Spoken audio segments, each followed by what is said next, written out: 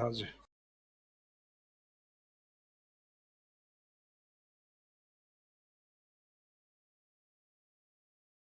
अच्छा, ये क्वेश्चन है क्या आप लोगों के लिए?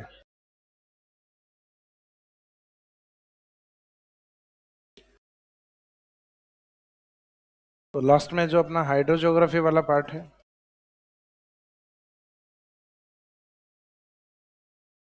इसमें ड्रेनेज सिस्टम के साथ सेकेंड पार्ट अपना कंप्लीट हो गया, लेक्स वाला। लास्ट में नदी वाले टॉपिक में आपको बताया था इम्पोर्टेंस ऑफ रिवर्स, वैसे ही अपने सेम इम्पोर्टेंस ऑफ लेक्स भी हैं, झीलों के महत्व है। तो झीलों में महत्व वही है जैसे कई लेक हैं, जिसके अंदर अपन ने इम्पोर्टेंस देखा है कि एज ए ड्रिंकिंग वाटर या पेयजल के रूप में, सिंचाई के रूप में, इरिगेशन को लेके, बायोडाइवर्सिटी या जैव विविधता को लेकर, रिलीजियस इंपॉर्टेंस धार्मिक महत्व है, या जनरली टूरिज्म या पर्यटन को लेकर, या फिशिंग या मत्स्य पालन के लिए। तो लगभग ज़्यादातर पॉइंट आपके वही हैं जो रिवर्स के इंपॉर्टेंस हैं, लगभग वैसे ही इंपॉर्टेंस आपके लेक्स के हैं। तो इसमें इंपॉर्टेंस आपको अलग से लिखने की आवश्यकता नहीं, रिवर्स के जो इंपॉर्टेंस है लगभग वही है इसमें। इसमें झीलों में बायोडाइवर्सिटी इसमें आ जाएगा। बायोडाइवर्सिटी में वेजिटेशन, प्लांट और जलीय जीव संरक्षण दोनों आते हैं, ये यानी एक्वाटिक एनिमल कंजर्वेशन इसमें रहेगा इस वाले पार्ट में। ध्यान हो तो जयसमंद झील में मैंने लिखवाया था ना जलचरों की बस्ती, कि उसमें जलीय जैव विविधता अधिक पाई जाती है, इस कारण उसको जलचरों की बस्ती कहा जाता है, वो पॉइंट ही है। ऐतिहासिक महत्व आ जाएगा, यानी ऐतिहासिक महत्व कुछ ऐसी झील है जिसके अंदर प्राचीन धरोहरें हैं, जैसे नटनी का चबूतरा हुआ, जगमंदिर हुआ, जगनिवास हुआ, या प्रमुख जो सिटी पैलेस वगैरह। इसका बेस्ट एग्जांपल है पिछोला। पिछ किसमें? उदय सागर झील के पास? सुना नहीं। जयसमंद के पास जरूर है।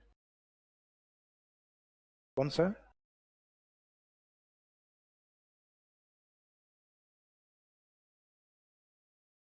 उदय सागर में कौन सा? कोई दिया हुआ है क्या उसमें? कौन सा?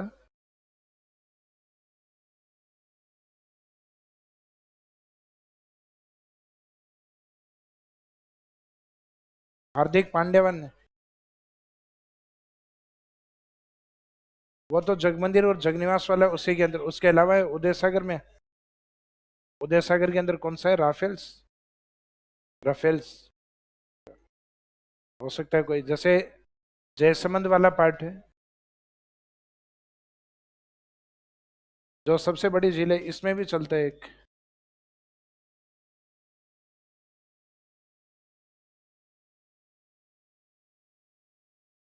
एक इसमें चलता है आइलैंड रिजोर्ट के नाम से चलता है, क्योंकि इसमें जो नंबर ऑफ आइलैंड है वो सबसे ज़्यादा है, 7।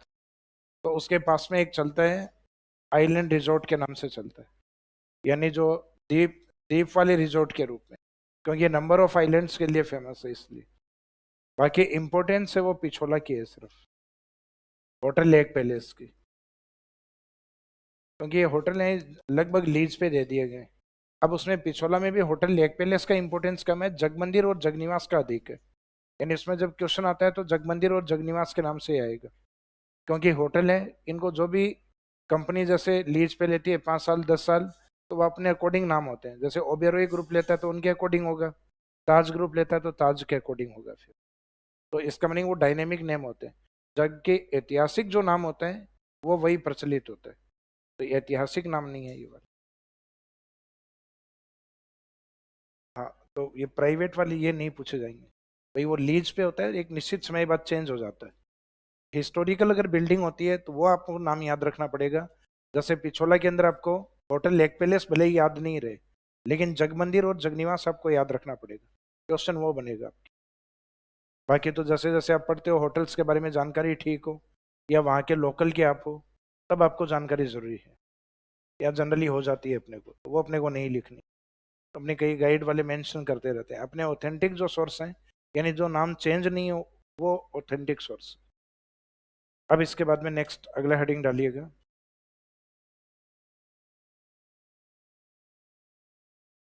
लेक्स के बाद में है इरिगेशन प्रोजेक्ट।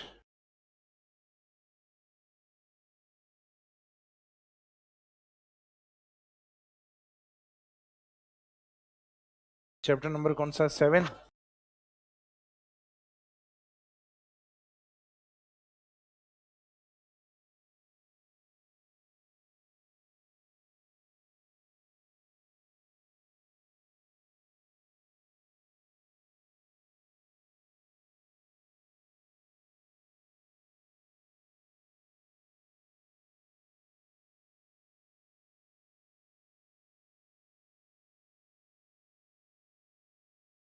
लेक के इंपोर्टेंस अलग से नहीं लिखने हैं, लास्ट में लिखना चाहो तो एक पॉइंट लिख दो इंपोर्टेंस ऑफ लेक्स और आगे लिख दो रिवर। रिवर वाले सेम रिपीट करने होते हैं, कोई एक दो पॉइंट को छोड़कर। जैसे झीलों में आपने लिखा हुआ ना हाइड्रो पावर, लेक में हाइड्रो पावर नहीं लिखना है।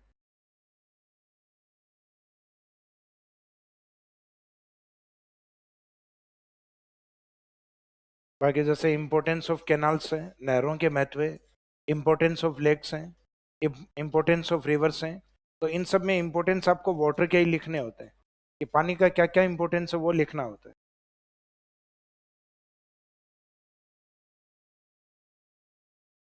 कौन सा? ये वाला आएगा लेकिन मेंस वाले क्वेश्चन के रूप में नहीं आएगा, यानी सब्जेक्टिव में नहीं रहेगा।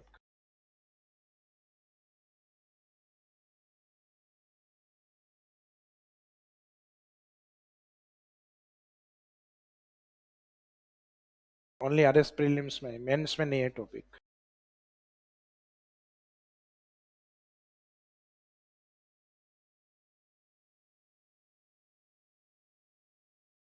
सिंचाई परियोजना में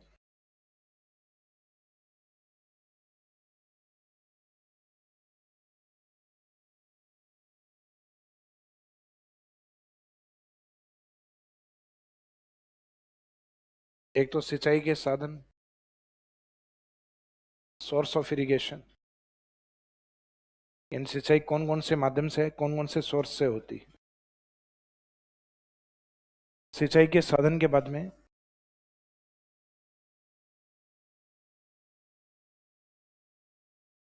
सिंचाई परियोजनाओं का वर्गीकरण,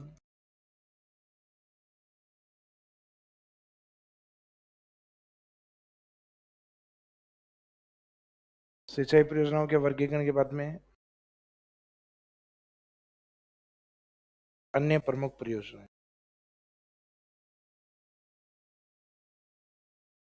सिंचाई परियोजनाओं का वर्गीकरण करके, और यहाँ पे बहुत सारी प्रोजेक्ट है मल्टीपर्पज प्रोजेक्ट जिनको कवर किया जाएगा। इस चैप्टर का मेन पार्ट यानी सबसे ज्यादा डिस्क्रिप्शन या डिस्क्रिप्टिव पार्ट ये वाला है। एग्जाम की दृष्टि से ये लास्ट वाला पार्ट ज्यादा इंपॉर्टेंट, क्योंकि इसमें लास्ट में राजस्थान के कुछ प्रमुख है जो प्रोजेक्ट हैं, डैम प्रोजेक्ट्स, उनके नाम लिखेंगे और उनके साथ उनके डिस्ट्रिक्ट। तो इनमें से क्वेश्चन ज्यादा आते हैं जिसमें एग्जाम में आपको सिंचाई प्रोजेक्ट या डैम प्रोजेक्ट का नाम दिया जाएगा और उस प्रोजेक्ट को जिले से सुमेलित करवाया जाएगा। तो इसमें एक तो सोर्स ऑफ इरिगेशन, एक क्लासिफिकेशन ऑफ इरिगेशन प्रोजेक्ट, और बाद में लास्ट में है अदर मेजर प्रोजेक्ट्स, अन्य प्रमुख परियोजना।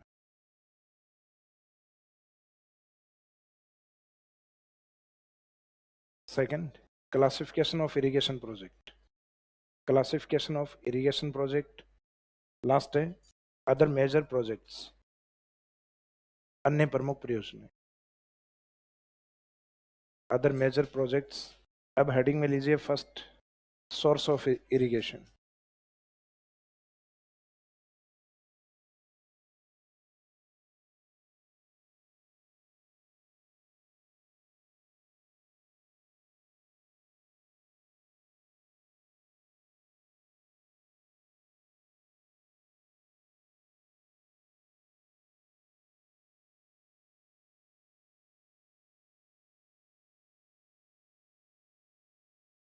देखो सिंचाई के साधनों की अपने को आवश्यकता क्यों होती है, क्योंकि हमारे यहाँ मुख्यतः एग्रीकल्चर वो मानसून पे डिपेंड है, और मानसून का टाइम पीरियड फिक्स है कि लगभग जून से लेके और 30 सितंबर के बीच में। इसका मीनिंग साल का जो अधिकांश हिस्सा बचा हुआ है, 2/3 पार्ट लगभग 3-4 महीने का पार्ट तो ये है जिसमें हमारे ठीक ठाक बारिश है, यानी वैसे देखा जाए तो इंडिया से काफ़ी कम है।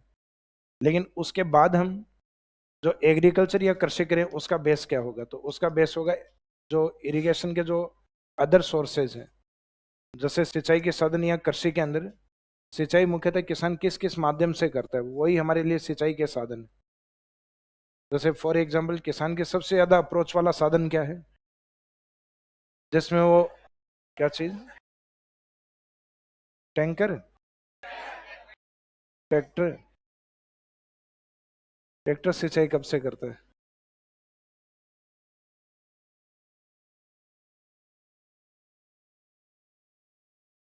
तो कृषि में जो सबसे प्रमुख है वो तो माना जाता है नलकूप।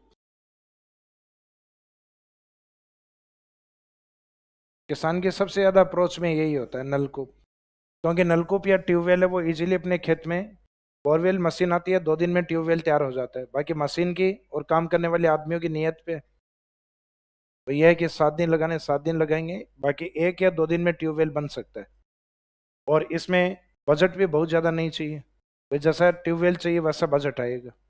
कम डीप में चाहिए, पाताल तोड़ नहीं चाहिए तो कम बजट आएगा, और पाताल तोड़ ज़्यादा डीप में हैवी मोटर चाहिए तो उसके अकॉर्डिंग बजट। तो सबसे अधिक अप्रोच वाला साधन यही है, जिसमें जगह भी कम घेरता है, और इरिगेशन में लगभग राजस्थान के 42% जो सिंचाई है वो इसके ऊपर डिपेंड है। अब जो नलकूप है इसने अधिकांशतः नलकूप यानी जो ट्यूबवेल्स जो खेत में अपने जो ड्रिलिंग की जाती है ये होती है ट्यूब। तो ये ट्यूब वाला कुआं होता है, इसको कहते हैं ट्यूबवेल्स। एक होते हैं कुएं। तो पहले अपने ग्रामीण क्षेत्रों में जब पानी का या वाटर लेवल का स्तर काफी ऊपर तक था, तो ये जो चौड़े वाले कुएं थे ये अधिक बनाए जाते थे। तो अब इन वेल्स का इंपॉर्टेंस धीरे धीरे कम हो गया क्योंकि ग्राउंड वाटर तेजी से कम हो गया। तो अब कुओं का जो योगदान है नलकूप वाले योगदान को उल्टा कर दो, 24%। ये 42 है, इसको उल्टा करो 24। तो कुओं का योगदान नलकूप और कुओं का दोनों मिला के देखा जाए तो लगभग ये 67-68 के आसपास लिखा जाता है। इसका मीनिंग पॉइंट्स में आगे कुछ और भी हैं डेटाज, लेकिन आप राउंड फिगर में याद रखिए। तो नलकूप का योगदान वर्तमान में कुओं से भी ज़्यादा है, क्योंकि अधिकांशतः पुराने कुओं के अंदर भी अपने ड्रिलिंग हो चुकी है, यानी ये भी ट्यूबवेल में कन्वर्ट हो गए। हालांकि कुओं का जितना परसेंटेज दिया वास्तव में इतने कुएं नहीं बचे हुए, लेकिन ऑन रिकॉर्ड अपने इतना लिखा हुआ है तो अपने को भी डेटा यही यूज करना है। उसके बाद में कैनाल का योगदान धीरे धीरे बढ़ रहा है राजस्थान के अंदर। राजस्थान का तो लगभग उत्तरी पश्चिमी भाग ज्यादातर कैनाल से ही जुड़ा हुआ है। राजस्थान का साउथ वेस्ट वाला पार्ट दक्षिण पश्चिम में मुख्यतः नर्मदा। राजस्थान के पूर्वी भाग भरतपुर की ओर देखें तो यमुना नहर और एक भरतपुर कैनाल के नाम से, और एक अब हाड़ौती की ओर चंबल पे और बन रही है ERCP, ईस्टर्न राजस्थान में जो कैनाल प्रोजेक्ट बन रहा है, पूर्वी राजस्थान नहर परियोजना। तो नहरों का योगदान वर्तमान में इरिगेशन में लगभग 30% माना जाता है। नए और नए वाले साधनों का अधिक है, सबसे ज्यादा नलकूप, उसके बाद में नहर या कैनाल प्रोजेक्ट, और नहर के बाद में है कुएं, और इनके बाद में माना जाता है तालाब। तो नेक्स्ट है टैंक या तालाब जिनका लगभग 1% योगदान, और बाकी बचा हुआ जो अदर सोर्सेज हैं वो 3%, जिसमें बहती हुई नदियों का पानी यूज कर लेना, नहरों सॉरी झीलों का पानी यूज करना, या फिर किसी एरिया के अंदर कोई वाटरफॉल हो, पहाड़ से पानी गिर रहा है तो उस वाटरफॉल का पानी यूज करना। तो अदर सोर्सेज में बहुत सारे आते हैं, एग्जाम में सीक्वेंस इन 4 का पूछा जाता है। तो नए और नए वाले पहले लेने, मैक्सिमम में लेने, यानी सबसे ज्यादा योगदान नलकूप, उसके बाद नहर, उसके बाद योगदान कुएं, और सबसे कम योगदान तालाब। तो सामान्यतः अधिकांश किसानों का जो अप्रोच है, तालाब बनाना भी थोड़ा मुश्किल है क्योंकि तालाब के लिए एरिया ज़्यादा बड़ा चाहिए होता है, और फिर उसके भरने के लिए उसके आसपास में बारिश भी होनी चाहिए। और अपने आजकल खेत पॉपुलेशन बढ़ने के कारण अपने लोगों के पास गांव में ज़मीनें होती हैं 5 बीघा, 10 बीघा, 15 बीघा, उसमें या तो तालाब बना लो या फिर खेती कर लो। तो इसका मीनिंग तालाब हर कोई किसान नहीं बना सकता, और खेत में बना के और सिंचाई करना थोड़ा मुश्किल है, इस कारण इनका योगदान थोड़ा कम रहता है। कैनाल कैनाल बड़े एरिया में फैले होते हैं, इस कारण इनका योगदान तो अधिक है सिंचाई में, बाकी आम किसान की अप्रोच में नहीं होती, क्योंकि कैनाल के लिए पहले तो एक बड़ा डैम बनाना होता है जो कि नदियों के ऊपर बनाया जाता है, करोड़ों में खर्च होता है, लगभग 20, 30, 40, 50 करोड़। फिर वहां से कैनाल या लिंक निकाले जाते हैं खेतों की ओर, उसमें भी करोड़ों रुपए खर्च होते हैं। तो इसका मीनिंग किसान के पास इतना ही है तो बाद में खेती नहीं करेगा, कुछ और करेगा फिर। तो इसका मीनिंग कैनाल भी आम किसान की अप्रोच में नहीं होता। आम किसान की अप्रोच में सबसे ज्यादा होता है ट्यूबवेल। तो इसका मीनिंग जिस साधन की जिस साधन तक किसान की अप्रोच अधिक है, उस साधन का सिंचाई में योगदान सबसे ज्यादा होगा। तो अपने को सिंपल ऑप्शन में ये देखना होता है कि भाई अपनी अप्रोच कहाँ तक है, तो इसका मीनिंग अधिकांश लोगों की अप्रोच वहीं तक है। तो राजस्थान में अधिकांश अप्रोच कहाँ तक, नलकूपों तक, तो उसका योगदान सबसे ज्यादा है। बाकी राजस्थान का अधिकांश एरिया डेजर्ट होने के कारण सरकार के प्रयासों से कैनाल का जो योगदान है वो धीरे धीरे बढ़ गया है। बाकी कैनाल का पहले योगदान इतना नहीं था, पहले कुएं अधिक थे, अब कुओं का योगदान धीरे धीरे, कुएं तो किस में कन्वर्ट हो गए ज्यादातर। तो ये एग्जाम में ये ऑप्शन लगभग एक साथ ही आता है, वेल्स एंड ट्यूबवेल्स, कुएं और नलकूप। उसके बाद में दिया जाता है सीक्वेंस में नहर, यानी ये दोनों ऑप्शन एक साथ रहते हैं। और ये एक साथ नहीं रहे तो पहले नलकूप को लेना है, फिर उसके बाद में कुएं लेना, और लास्ट में किसको लेना है, तालाब। तो इसमें फर्स्ट जो हेडिंग में लिया आपने, सिंचाई के साधन यानी सोर्स ऑफ इरिगेशन, उसको इस तरीके से 5 पार्ट्स में डिवाइड कर दीजिए, जिसमें सीक्वेंस जिसका योगदान सबसे ज्यादा उसको पहले लिखे नलकूप, ट्यूबवेल्स। नलकूप के बाद दूसरा योगदान है नहर से, नहर का, कैनाल। नहर के बाद में योगदान वेल्स या कुएं का,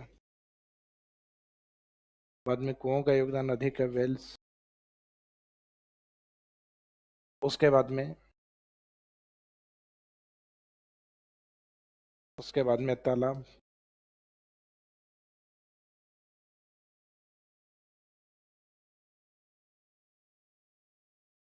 टैंक या पौंड। बाकी जो बचे में अदर सोर्स जिसमें कई एक साथ आते हैं।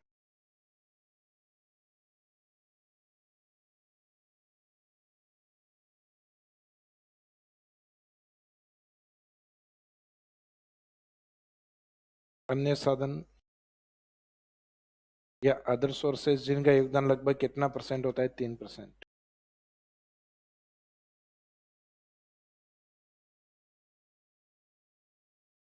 इनके परसेंटेज इनके साथ मेंशन कर दीजिए। सबसे ज्यादा योगदान किसका है, नलकूप का।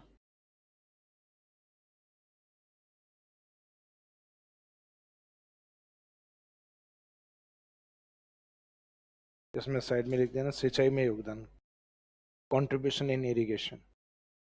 तो इरिगेशन में कंट्रीब्यूशन नलकूप का रहता है लगभग 42%। कैनाल का योगदान 30%। वेल्स का योगदान, ट्यूबवेल्स का अपोजिट कर लेना डिजिट को, 24%। तालाब का 1%। बाकी बचे हुए जो अदर सोर्सेज हैं वो याद रखने की आवश्यकता नहीं, बचे हुए में अन्य जितने भी साधन होते हैं उनका यूज होता है।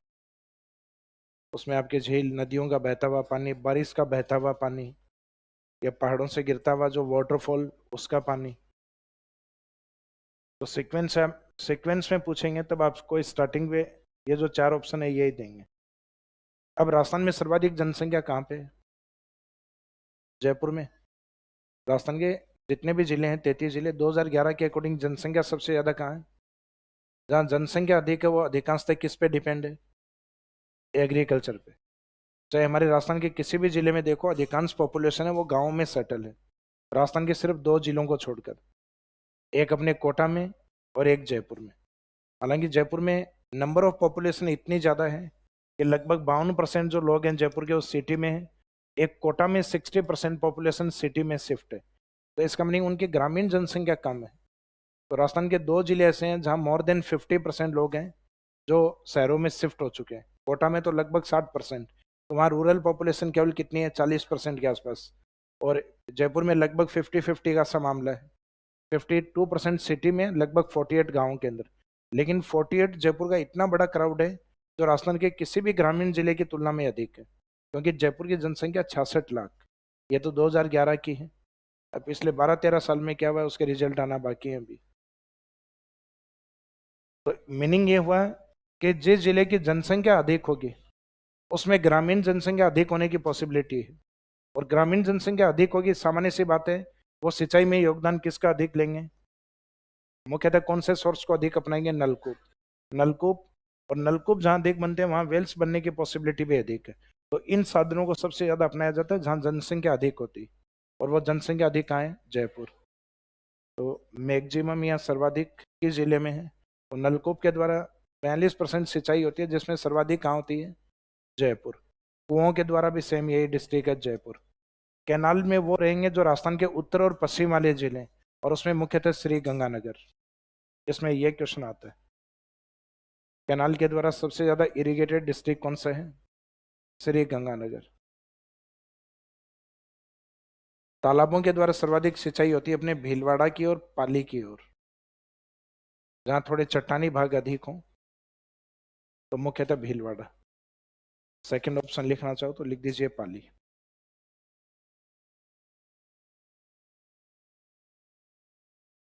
Bhilwara and Pali. Other source के अंदर अलग अलग होते हैं, सब में आंसर, जैसे झीलों से अगर सिंचाई होनी है तो सामान्य सी बात है उदयपुर के आसपास अधिक होगी।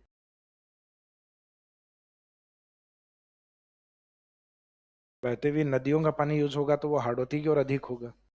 तो उसमें कोई स्पेसिफिक डिस्ट्रिक्ट नहीं माना जाता, क्योंकि इसमें जितने सोर्स हैं बचे हुए सब शामिल है। तो उसमें स्पेसिफिक डिस्ट्रिक्ट नहीं लिखना, उसमें डेस कर दीजिए।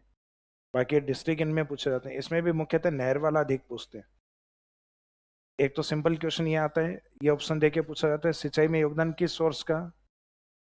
नलकूप का अधिक।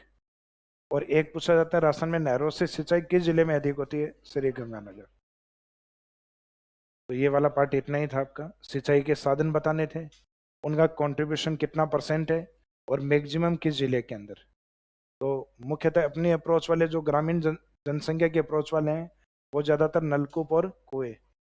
बाकी कैनाल्स होते हैं डेजर्ट एरिया की ओर, जिसमें मुख्यतः Shri Ganganagar most irrigated district माना जाता है थ्रू कैनाल्स के, यानी कैनाल के द्वारा सबसे ज़्यादा सिंचाई किस जिले में है? श्री गंगानगर। गंग नहर है, आईजीएनपी कैनाल, हालांकि राजीव गांधी सिद्धमू कैनाल तो अपने हनुमानगढ़ और चूरू के बीच में। तो राजस्थान के उत्तरी भाग में कैनाल सबसे ज्यादा है।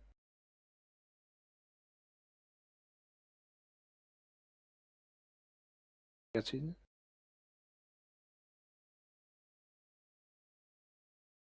हनुमानगढ़।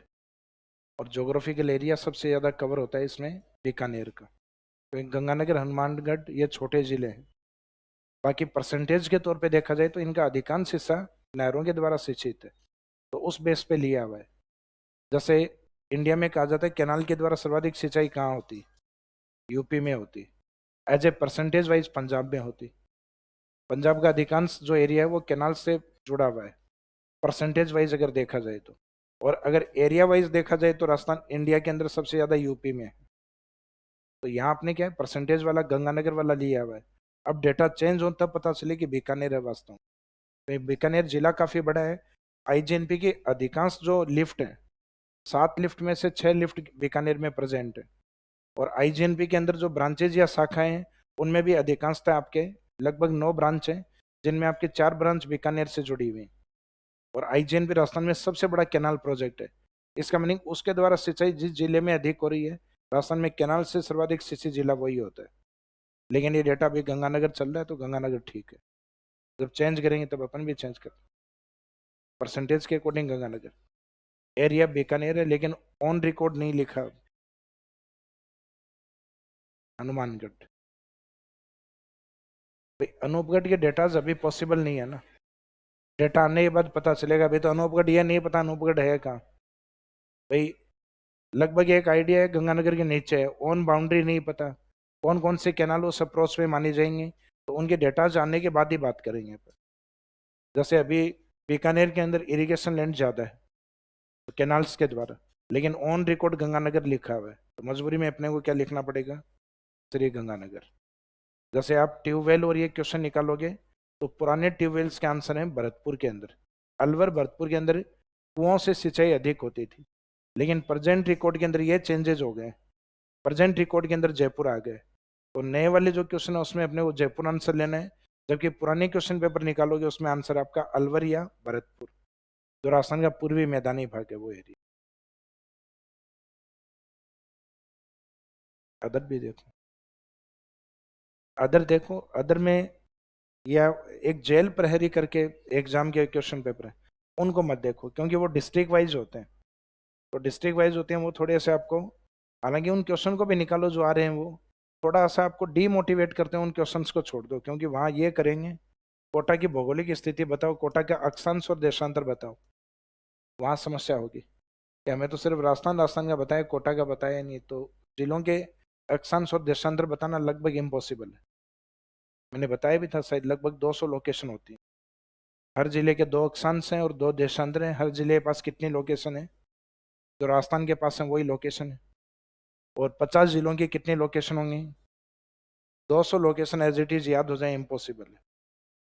और ये इसलिए, जैसे कोई आप डिस्ट्रिक्ट लेवल का एग्जाम देने जाओ या डिवीजन लेवल पे, यानी संभाग मुख्यालय पे जो एग्जाम होते हैं, उनके अंदर जनरली ये क्या करते हैं, संभाग मुख्यालय को टारगेट करते हैं, उसके क्वेश्चन अधिक बनाते हैं। जैसे कोटा संभाग में एग्जाम देने गए, क्वेश्चन बना दिया कोटा की भौगोलिक स्थिति, तो वो देख के जाओ आप।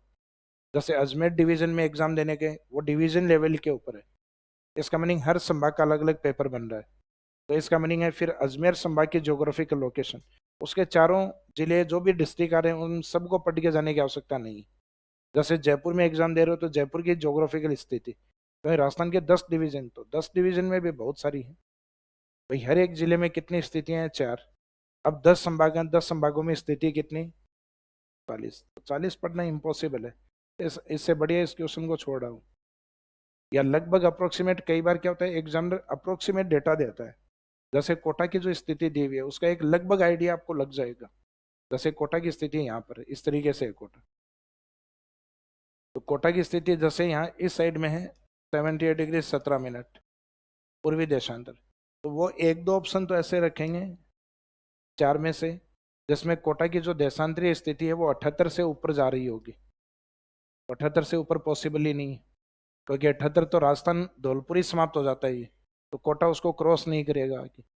अगर कोटा अगर क्रॉस करता तो फिर कोटा पूर्वी जिला होता, तो इसका मीनिंग एक दो ऑप्शन तो जैसे ऑप्शन देखोगे उससे गलत हो जाएंगे, और एक आधे ऑप्शन के अंदर जो डायरेक्शन है वो गलत लिख देंगे, जैसे पूर्वी देशांतर होते हैं, एक आधे में पश्चिमी देशांतर लिख देंगे, और जो एक परफेक्ट डेटा होगा, यानी एग्जामिनर आपको यहाँ रीजनिंग फॉर्मूले से चाहता है इसको, कि आपको लगभग ये आइडिया हो कि राजस्थान कहाँ स्थित है, उससे ऑप्शन को काट के और फिर बाद में आप कोटा पे पहुंच सकते हो।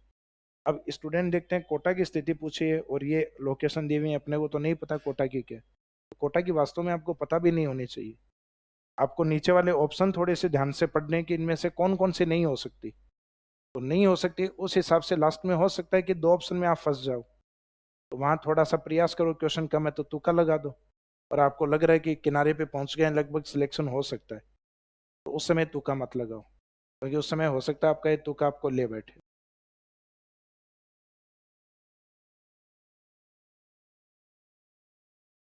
और ये स्थिति होगी बाबा रेल में या बाबा जेल में, इसका मीनिंग है कि खींचने ही पड़ेंगे 10-15 क्वेश्चन और, या तो पार या वैसे पार, जेल में ही रहते हैं। तो इसमें सेकंड हेडिंग अगला पॉइंट लिखिएगा, ये वाला पार्ट सिर्फ इतना ही था, सिंचाई के सोर्स या साधन बताने थे। नेक्स्ट है सिंचाई परियोजनाओं का वर्गीकरण।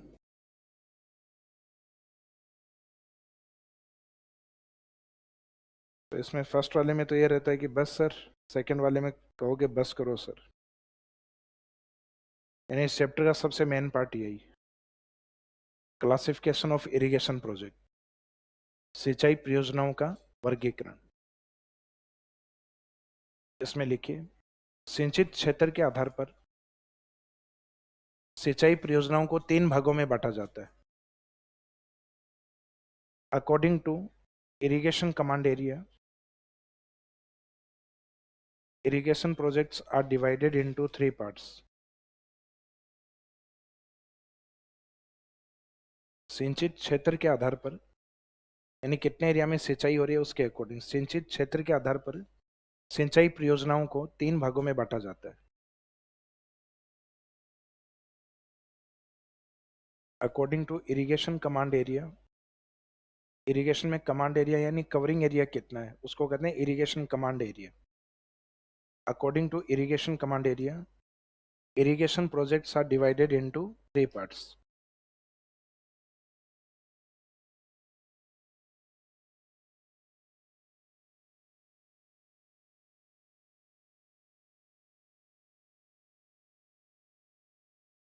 तो सिंचाई परियोजनाओं का जो वर्गीकरण है,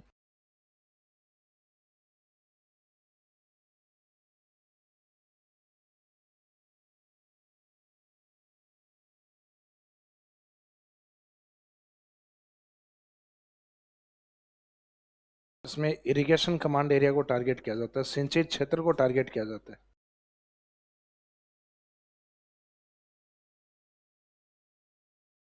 तो सिंचित क्षेत्र के आधार पर इनको कितने भागों में बांटा गया है? 3। एक प्रोजेक्ट जो एरिया कम कवर करेंगे उनको कहेंगे अपन लघु सिंचाई परियोजना।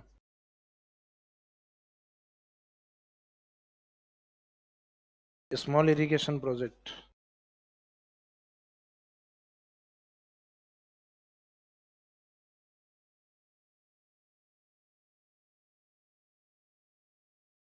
बी पॉइंट है मध्यम सिंचाई परियोजना। Medium irrigation project.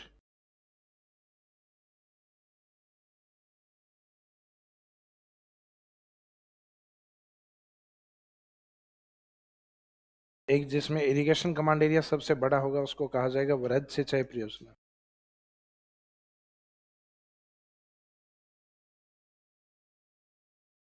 Macro irrigation project.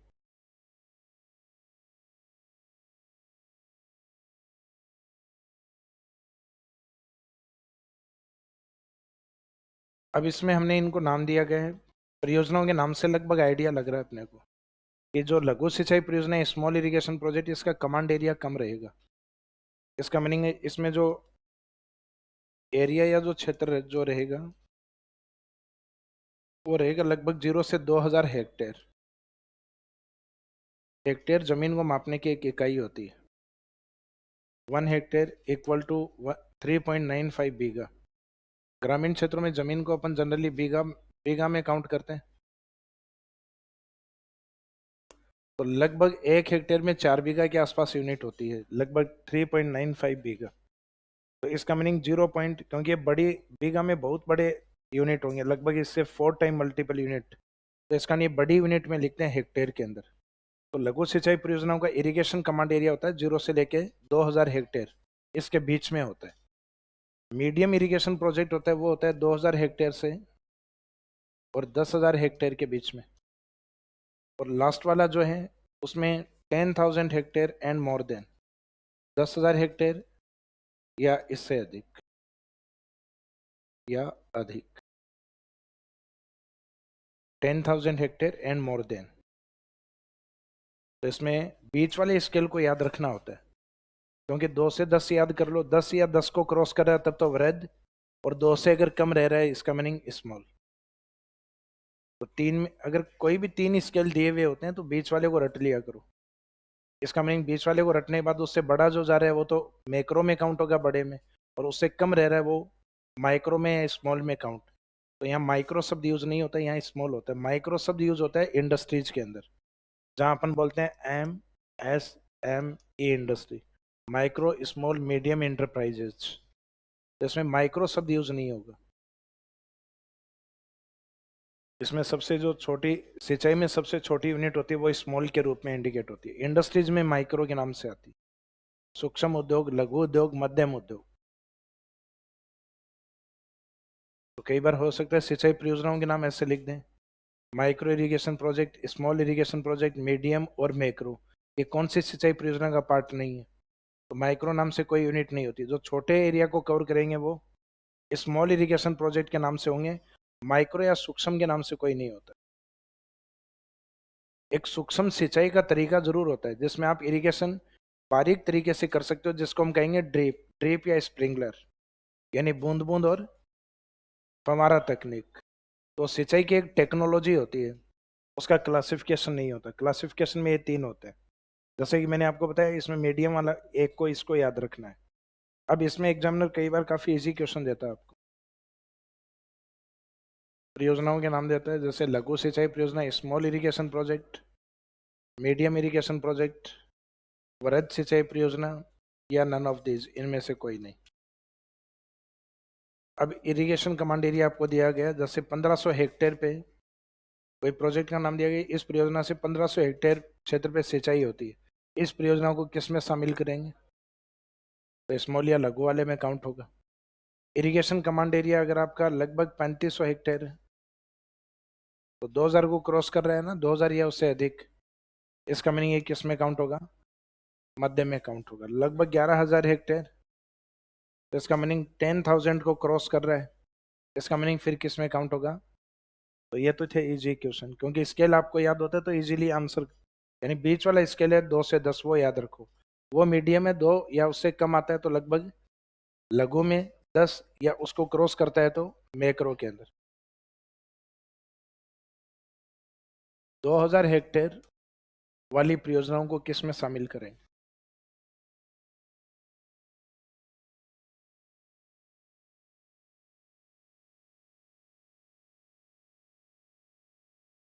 A answer, negative marking नहीं है। A answer, B answer, C answer.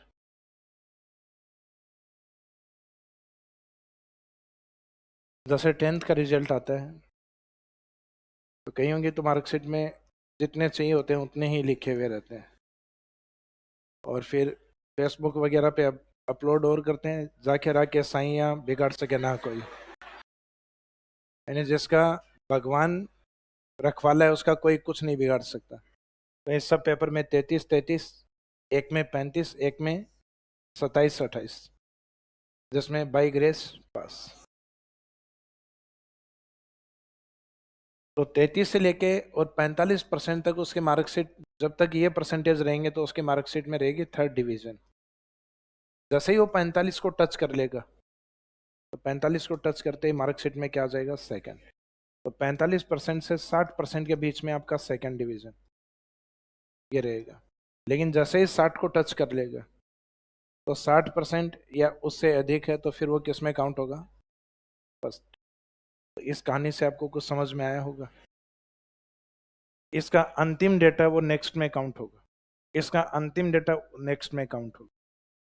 तो 2000 हेक्टेयर मध्यम सिंचाई परियोजना। अब इसमें यह नहीं करना है कि काट के इसको सर 0 से 1999 मामला ही खत्म। तो अपने को इरिगेशन डिपार्टमेंट ने ऐसे ही बताया, क्या 0 पे कोई सिंचाई परियोजना हो सकती है क्या? मेरे खेत में कोई सिंचाई नहीं होती तो वो 0, इसका मीनिंग उसको लघु सिंचाई परियोजना में काउंट करेंगे क्या? तो यहाँ इस स्केल का मीनिंग है 0 से लेकर 2000 के बीच में, मीनिंग 0 से तो अधिक होना चाहिए और 2000 से कम। नेक्स्ट में 2000 से स्टार्ट हो जाएगा और 10,000 से कम तक, यानी 10,000 काउंट होते ही किस में काउंट करोगे? यहाँ लिख भी रखा अपने 10,000 हेक्टेयर एंड मोर देन। तो 10,000 या उससे अधिक के जो डेटा वो किस में काउंट किए जाएंगे? मैक्रो के अंदर। तो लास्ट वाले डिजिट को नेक्स्ट में लेना है, 2 को इसमें मानना है मध्यम, 10 को किस में मानना है? वृहद में, मैक्रो में मानना है। अब इन तीनों में से अगर पूछा जाए, अब अपने को पता है क्राइटेरिया तो वृहद के बहुत बड़े होते हैं, 10,000 हेक्टेयर या उससे भी ज्यादा होते हैं, लेकिन राजस्थान में सिंचाई में कौन सी परियोजनाओं का योगदान ज्यादा है? यानी राजस्थान में किस प्रकार के प्रोजेक्ट सबसे ज्यादा है? राजस्थान में सबसे ज्यादा परियोजना है लघु, क्योंकि मध्यम और वृहद बनाने के लिए नदियां बड़ी चाहिए, और नदियां बड़ी जब काउंटिंग करते हैं तो चंबल, बनास, माई, 3 के बाद में नाम ही खत्म। जबरदस्ती काउंट करो तो लोनी और कर लो। तो मीनिंग है कि ये प्रोजेक्ट बनना राजस्थान में थोड़े मुश्किल है। परियोजनाएं हैं लेकिन ये सीमित है। फॉर एग्जाम्पल वृहद परियोजना राजस्थान में मान लीजिए 30 परियोजना है,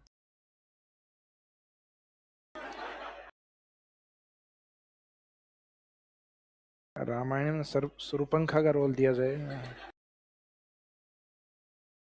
तो ये 30 प्रोजेक्ट हैं जिनका कमांड एरिया 10,000 हेक्टेयर, तो लगभग कितना एरिया? 3 लाख के आसपास। लघु सिंचाई परियोजनाएं राजस्थान में लगभग 600 से भी ज्यादा है। आप तो 500 ही मानो, कम ही मानो। कमांड एरिया 2000 भी छोड़ो, आप तो आधा ही मानो, 1000। लगभग कितना एरिया हो गया? 5 लाख। तो अपने तो एक छोटा सा एग्जाम्पल लेके बताया कि ये प्रोजेक्ट है काउंटिंग में काफी ज्यादा है, भले ही इनका कमांड एरिया छोटा होगा, तो इनकी जो संख्या है वो इतनी ज्यादा है कि इनके पास इरिगेशन कमांड एरिया सबसे ज्यादा इनके पास है। वो प्रोजेक्ट हमारे पास बहुत ज्यादा नहीं है। अगर वो ज्यादा होते हैं तो वास्तव में योगदान इन्हीं का ही ज्यादा होता, क्योंकि इनके पास कवरिंग एरिया बहुत ज्यादा होता है। लेकिन ये प्रोजेक्ट हम बहुत बड़े प्रोजेक्ट हैं, अधिक नहीं बना सकते क्योंकि हमारी राजस्थान के नदियों में पानी काफी कम है, सीजनल रिवर एंड सीमित नदियां हैं। तो राजस्थान में सिंचाई में सबसे ज्यादा योगदान तीनों प्रोजेक्ट में से किसका अधिक है? तो ये जो क्राइटेरिया आपने जो नीचे लिखा उसके जस्ट नीचे नोट में एक लाइन लिखेगा। क्या चीज? भारत के अंदर वृहद परियोजना। तो भारत के अंदर जो इरिगेशन प्रोजेक्ट है वो खूब बड़े बड़े। एक कमी है वो भारत के सिर्फ नॉर्थ और वेस्ट वाले एरिया में है। बाकी भारत में पानी और प्रोजेक्ट की कमी नहीं है। तो कमी यह है कि हम उस पानी को नियंत्रित नहीं कर पा रहे, फ्रेश वाटर को रोक नहीं पा रहे। तो इसमें लिखिए नोट या विशेष में, राजस्थान में सिंचाई में सर्वाधिक योगदान लघु सिंचाई परियोजनाओं का।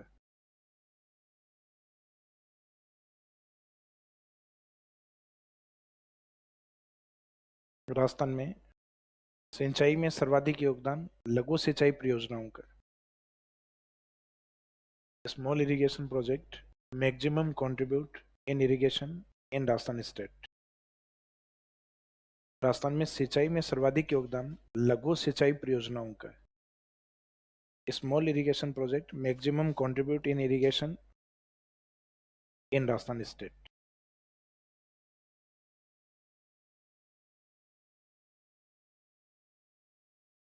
तो फैक्चुअली पूछ लिया जाए किस प्रकार के प्रोजेक्ट राजस्थान में अधिक सिंचाई में काम में आ रहे हैं? लघु सिंचाई परियोजना। अभी तक हम बात सिर्फ केवल एक थीम की कर रहे हैं, इरिगेशन की। लेकिन राजस्थान गवर्नमेंट के द्वारा या सेंट्रल गवर्नमेंट के द्वारा कुछ ऐसे प्रोजेक्ट बनाए गए हैं, या कुछ पड़ोसी राज्यों के साथ मिलकर हमने प्रोजेक्ट ऐसे बनाए हैं जिसमें हम कई उद्देश्यों की पूर्ति करते हैं। जैसे कोई प्रोजेक्ट है जिससे हम सिंचाई भी करते हैं, उस प्रोजेक्ट से हम ड्रिंकिंग वाटर पेयजल आपूर्ति भी करते हैं, वहां से अपन हाइड्रो पावर या जल विद्युत है ये भी उत्पादित करते हैं। उस एरिया में उस डैम पे हम मत्स्य पालन या फिशिंग या पीसी कल्चर भी करते हैं। तो इस प्रकार के प्रोजेक्ट को हम नाम देते हैं बहुउद्देशीय परियोजना।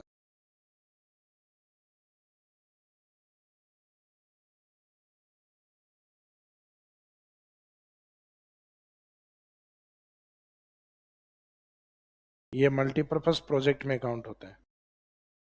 बस इन मल्टीपर्पज प्रोजेक्ट की जो शुरुआत है वो कहा जाता है 1947 के बाद।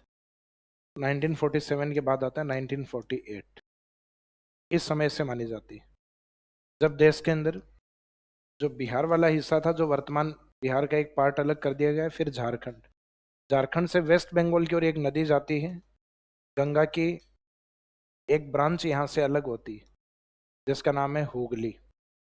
कौन सी रिवर है? सोगली नहीं, Hooghly.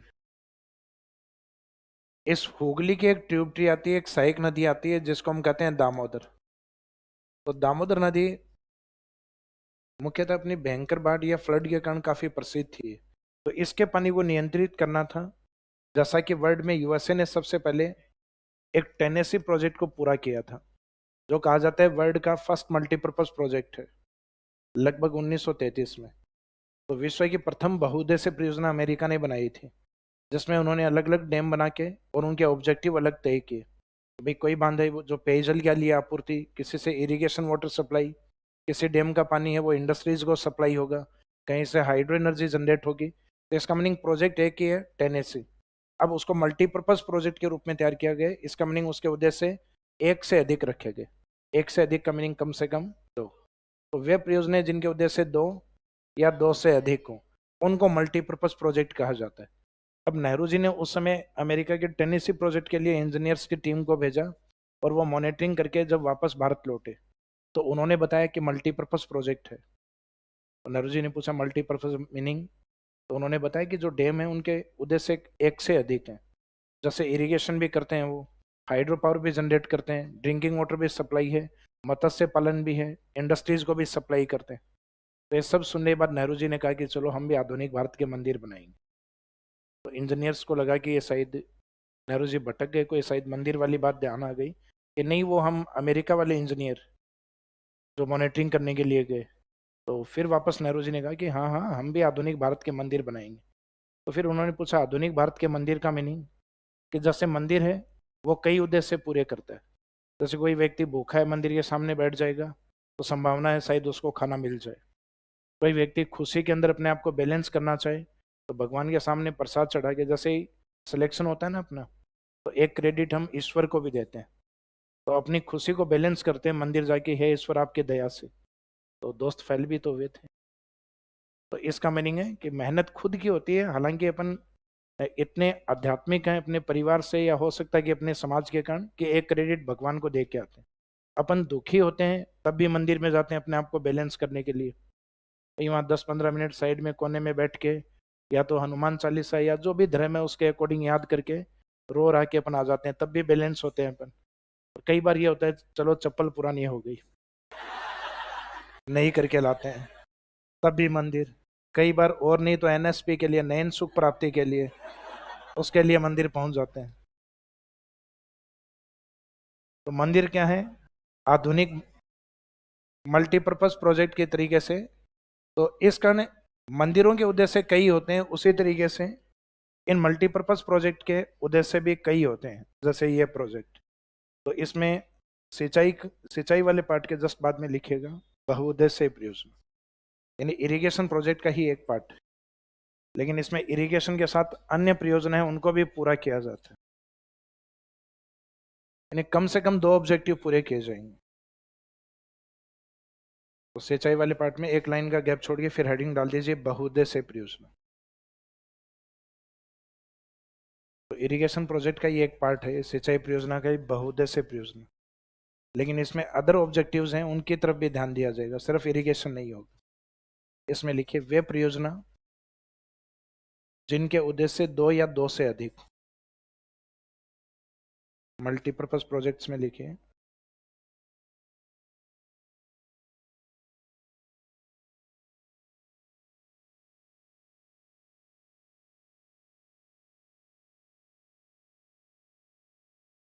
those projects them objective 2 and more than 2. Those projects them objective 2 and more than 2 are known as multipurpose projects.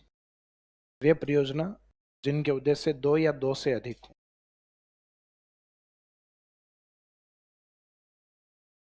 Those projects them objectives 2 or more than 2 are known as multipurpose projects.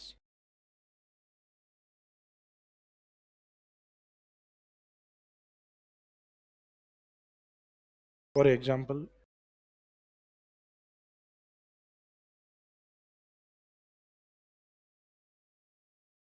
अब example के तौर पे जैसे irrigation,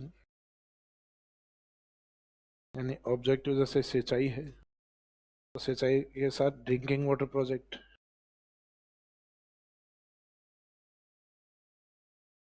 पेयजल परियोजना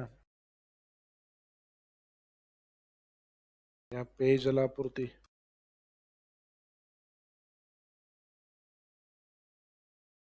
hydro power,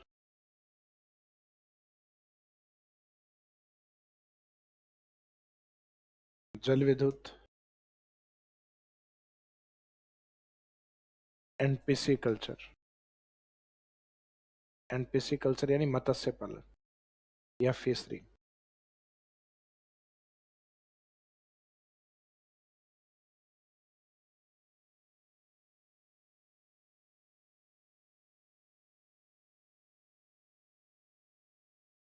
meaning है इनमें से कोई भी 2 ऑब्जेक्टिव या 2 से ज्यादा भी हो सकते हैं, कम से कम 2 ऑब्जेक्टिव होने चाहिए।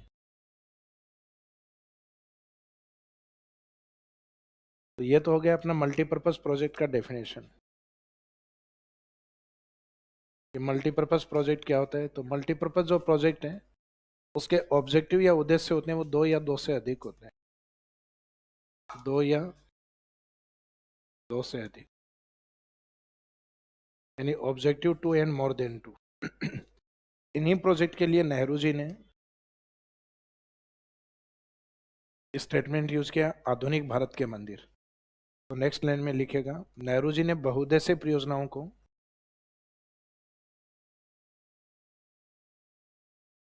आधुनिक भारत के मंदिर का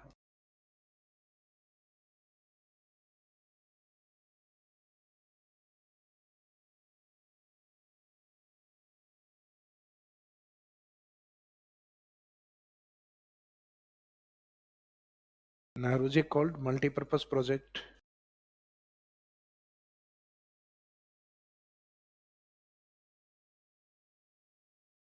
Nehru ji called multipurpose project as, आगे स्टेटमेंट लिख दीजिए, temple of modern India or temple of incredible India. Nehru ji ने बहुउद्देशीय परियोजनाओं को आधुनिक भारत के मंदिर कहा। Nehru ji called multipurpose project as, और आगे अपोस्ट्रोफ करके the temple of modern India.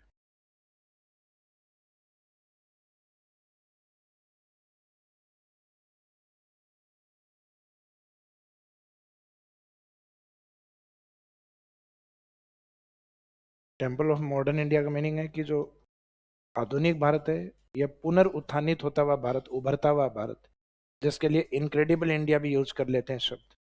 तो आधुनिक भारत के मंदिर कौन से प्रोजेक्ट को कहा जाता है? लघु सिंचाई परियोजना को, मध्यम सिंचाई, वृहद या बहुउद्देशीय परियोजना। तो ये शब्द मल्टीपर्पज प्रोजेक्ट के लिए यानी बहुउद्देशीय के लिए यूज होता है। तो इसमें एक तो जो शब्द लिखा ना नेहरू जी ने बहुउद्देशीय परियोजना हो, तो बहुउद्देशीय को अंडरलाइन कर दीजिए। या फिर कई बार ये स्टेटमेंट ही दिया जाता है, बहुउद्देशीय परियोजनाओं को आधुनिक भारत के मंदिर किस व्यक्तित्व के द्वारा कहा गया।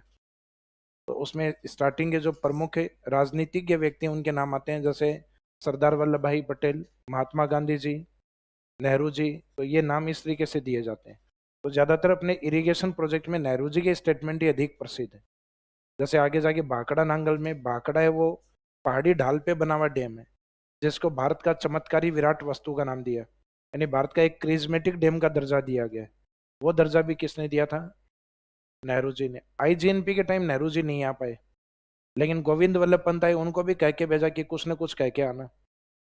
तो जैसे आईजीएनपी यानी राजस्थान नहर का जब उद्घाटन करने के लिए सेंट्रल गवर्नमेंट की ओर से 1958 में गोविंद वल्लभ पंत आए, उस समय के तात्कालिक गृह मंत्री थे वो, यानी होम मिनिस्टर थे। तो जैसे ही उन्होंने आके पूछा भाई राजस्थान कैनाल किसके लिए, तो उनको बताया गया कि राजस्थान का जो डेजर्ट एरिया है वो काफी बड़ा है, उसके इरिगेशन के लिए इसको निकाला जा रहा है। तो उन्होंने कहा कि आप लोग तो नहर नहीं, राजस्थान में मरु गंगा निकाल रहे हो। तो उस समय राजस्थान कैनाल के लिए मरु गंगा का शब्द यूज है, वो नेहरू जी ने नहीं किया, वो गोविंद वल्लभ पंत ने किया। बाकी इरिगेशन प्रोजेक्ट में ज्यादातर स्टेटमेंट किसके हैं? नेहरू जी के ही हैं। सिर्फ एक आईजीएनपी यानी राजस्थान कैनाल वाला छोड़कर, वो गोविंद वल्लभ पंत का है। तो अब ये स्टेटमेंट, इसके बाद में नेक्स्ट पॉइंट में लिखे इसमें प्रथम बहुउद्देशीय परियोजना, first multipurpose project. First definition, next वाला नेहरू जी का स्टेटमेंट, और लास्ट नेक्स्ट लिखिएगा प्रथम बहुउद्देशीय परियोजना, फर्स्ट मल्टीपर्पज प्रोजेक्ट।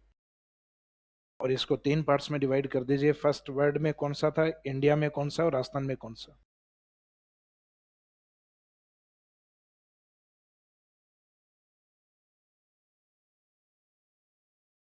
तो फर्स्ट मल्टीपर्पज प्रोजेक्ट, प्रथम बहुउद्देशीय परियोजना।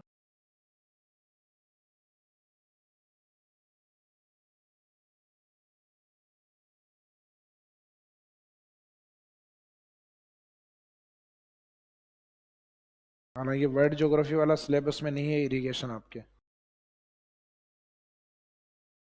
तो विश्व में तो फर्स्ट माना जाता है टेनेसी को। तो टेनेसी प्रोजेक्ट कहाँ का था? यूएसए का। कब बना था? 1933।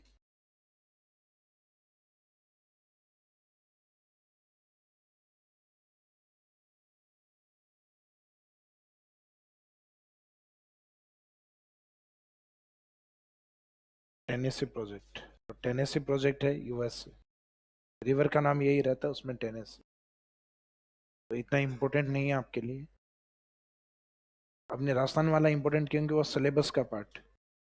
तो फर्स्ट मल्टीपर्पज प्रोजेक्ट वर्ल्ड या विश्व में माना जाता है टेनेसी प्रोजेक्ट यूएसए वाले को। इंडिया में फर्स्ट मल्टीपर्पज प्रोजेक्ट जो टेनेसी की कॉपी करके बनाया गया भारत के अंदर, वो है दामोदर, 1948। ये इंडियन ज्योग्राफी में रिवर्स पढ़ोगे तब आएगा शायद उसमें। ये दामोदर भारत की पहली नदी है जिसमें मल्टीपर्पज प्रोजेक्ट तैयार किया गया।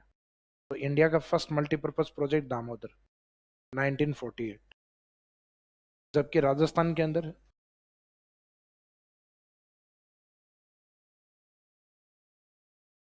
गंगा सिंह जी द्वारा नहर बनाई गई थी, बीकानेर नहर। आगे जाके उस बीकानेर नहर को नाम क्या दिया गया? गंग नहर।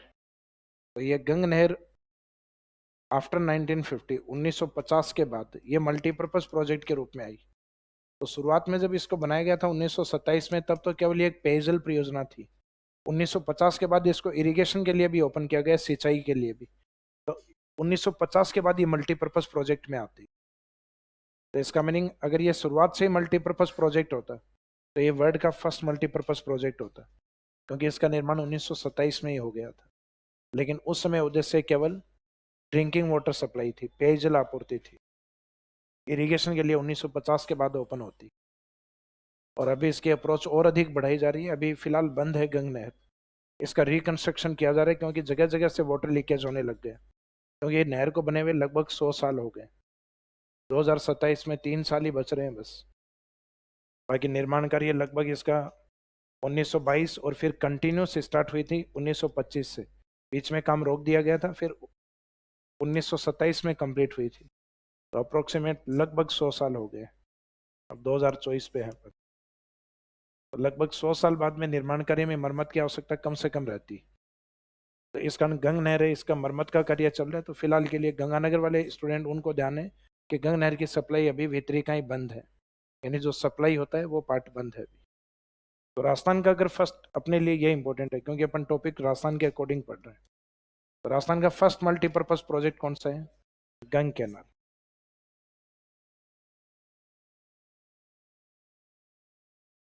गंग कैनाल नीचे लिख देना, आफ्टर 1950, 1950 के बाद।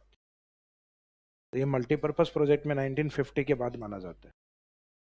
अब राजस्थान में जो बड़े प्रोजेक्ट है उनको इसी में कवर करेंगे अपन, मल्टीपर्पज प्रोजेक्ट के अंदर। और उसके बाद में जो प्रोजेक्ट बचेंगे उनको अपने चैप्टर के एक सी पॉइंट लिखा है, अदर मेजर प्रोजेक्ट्स, अन्य प्रमुख परियोजनाएं। तो उस चैप्टर में, चैप्टर के उस पार्ट में कवर करेंगे, लास्ट वाले में। तो ये वाला पार्ट है अब बहुउद्देश्य परियोजनाओं के रूप में। तो बहुउद्देश्य परियोजना देखो, कुछ तो नदियों के ऊपर बनी हुई है अपनी, तो उनको नदियों के नाम से ही नाम दिया हुआ है। जैसे चंबल बहुउद्देश्य परियोजना, Chambal multipurpose project, Mahi multipurpose project, व्यास मल्टीपर्पज प्रोजेक्ट। कुछ में नदियों के ऊपर बने हुए डैम के अकॉर्डिंग नाम दिया हुआ है। जैसे सतलज के ऊपर 2 बड़े डैम है, भाखड़ा नांगल, तो भाखड़ा नांगल मल्टीपर्पज प्रोजेक्ट। जैसे हिमाचल में एक नदी है गिरी नदी, उस गिरी पे एक प्रोजेक्ट बनाया जा रहा है, रेणुका जी। तो नदी का नाम तो हो गया गिरी, प्रोजेक्ट का नाम क्या है? रेणुका। आगे रेस्पेक्ट के साथ बोलना है, रेणुका जी। तो रेणुका गिरी हिमाचल में, रेणुका प्रोजेक्ट, गिरी नदी, और प्रोजेक्ट कहाँ पर है? हिमाचल। तो रेणुका गिरी हिमाचल में। एक उत्तराखंड में आएगा अपने लखवार प्रोजेक्ट। तो जो लखवार है, यह लखवार भी डैम का नाम है। ये मुख्यतः किस नदी पर है? यमुना। मीनिंग है मल्टीपर्पज प्रोजेक्ट में कुछ प्रोजेक्ट हैं जो नदी के नाम से, कुछ डैम के नाम से। तो इनको तो हम रखेंगे रिवर वैली प्रोजेक्ट के अंदर, नदी घाटी परियोजनाओं में। एक दूसरा पार्ट इसका रहेगा मल्टीपर्पज प्रोजेक्ट का, उनको हम कहेंगे कैनाल मल्टीपर्पज प्रोजेक्ट, यानी नहर बहुउद्देश्य परियोजना। ताकि आपके इजीली याद हो जाए कि नदियों वाले तो ये हैं और नहर के रूप में ये। तो क्वेश्चन अपने या तो बड़े प्रोजेक्ट जो रिवर्स वाले उसमें से आते हैं, जिसमें या तो नदी के नाम से या डैम के नाम से, या फिर दूसरे प्रोजेक्ट हैं कैनाल वाले, या फिर क्वेश्चन उनमें से आते हैं। तो इस पार्ट को हम दो दो पार्ट में डिवाइड करके कवर करेंगे। एक तो रिवर वैली मल्टीपर्पज प्रोजेक्ट, नदी घाटी बहुउद्देश्य परियोजना, और एक कैनाल मल्टीपर्पज प्रोजेक्ट्स। तो ये तो एग्जाम्पल हो गए फर्स्ट के। अब बहुउद्देश्य परियोजनाओं में हेडिंग डालिए राजस्थान में, या राजस्थान की प्रमुख बहुउद्देश्य परियोजना।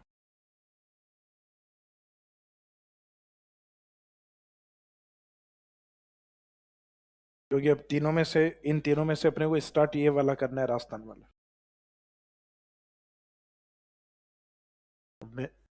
Major multipurpose projects of Rajasthan.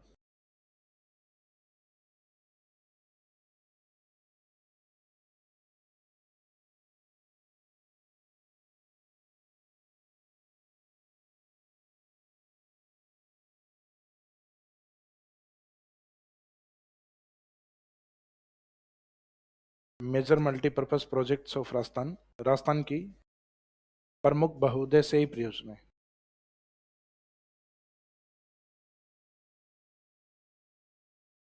जिसमें एक तरफ लिखिए नदी घाटी बहुउद्देश्यीय परियोजना,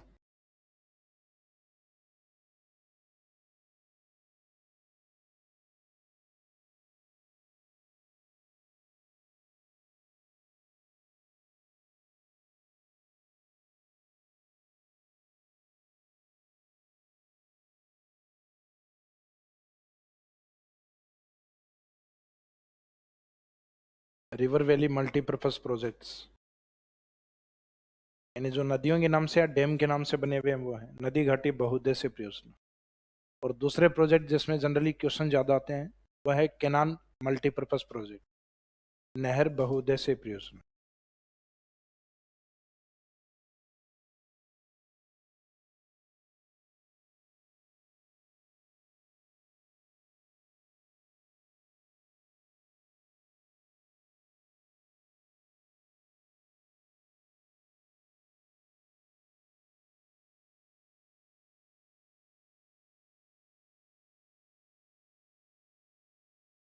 केनाल मल्टीपर्पज प्रोजेक्ट्स, तो ऐसा कोई ऑफिशियली अपना इरिगेशन डिपार्टमेंट उनके द्वारा नहीं डिवाइड किया गया। ये अपने इजीली याद रहें कि नदी वाले प्रोजेक्ट ये हैं और नदी वाले कंप्लीट होने के बाद कि कैनाल वाले प्रोजेक्ट ये है। तो ये अपने पार्टीशन अलग अलग कर लेंगे तो अपने मिक्स नहीं होंगे टॉपिक, कि नदी वाले हमें एक जगह याद हैं और कैनाल्स के जितने प्रोजेक्ट हैं वो हमें एक साथ याद हैं। क्योंकि जनरली अपने बुक्स में देते हैं वो मिक्स करके देते हैं, बीच में नदी फिर नहर स्टार्ट हो गई फिर कोई नदी आ गई, तो वहाँ जो बड़े बड़े प्रोजेक्ट होते हैं कोई नदी का कोई कैनाल का वो बीच बीच में मिक्स है। अपन अलग अलग पार्टीशन करके तो इजीली याद होंगे। तो इसमें फर्स्ट पार्ट ये रहेगा आपका नदी घाटी बहुउद्देश्य परियोजना, तो ये हेडिंग में लीजिए पर रिवर वैली प्रोजेक्ट्स में कौन कौन से कवर करने हैं अपने को। तो इसमें कुछ एक तो हैं जो आपको यूं लगेगा पढ़ चुके हैं अपन, क्योंकि इसमें राजस्थान की नदियां स्टार्ट होंगी चंबल और माही, और उनके कुछ डैम मैंने नदियों के साथ कवर करवाए हैं आपको। जैसे चंबल में हम बात करेंगे गांधी सागर की, राणा प्रताप की, जवाहर सागर की, कोटा बैराज की। माई के अंदर माई बजाज सागर की, कागदी पिकअप की, कडाना बैकवाटर की, कडाना की। तो वो प्रोजेक्ट जो राजस्थान की नदियों के ऊपर हैं वो लगभग आपको पढ़े हुए महसूस होंगे, हालांकि कंप्लीट नहीं करवाया था आपको क्योंकि उसमें कुछ विशेषताएं हैं डैम की वो लिखवानी बाकी हैं। तो इसमें रिवर वैली प्रोजेक्ट्स के अंदर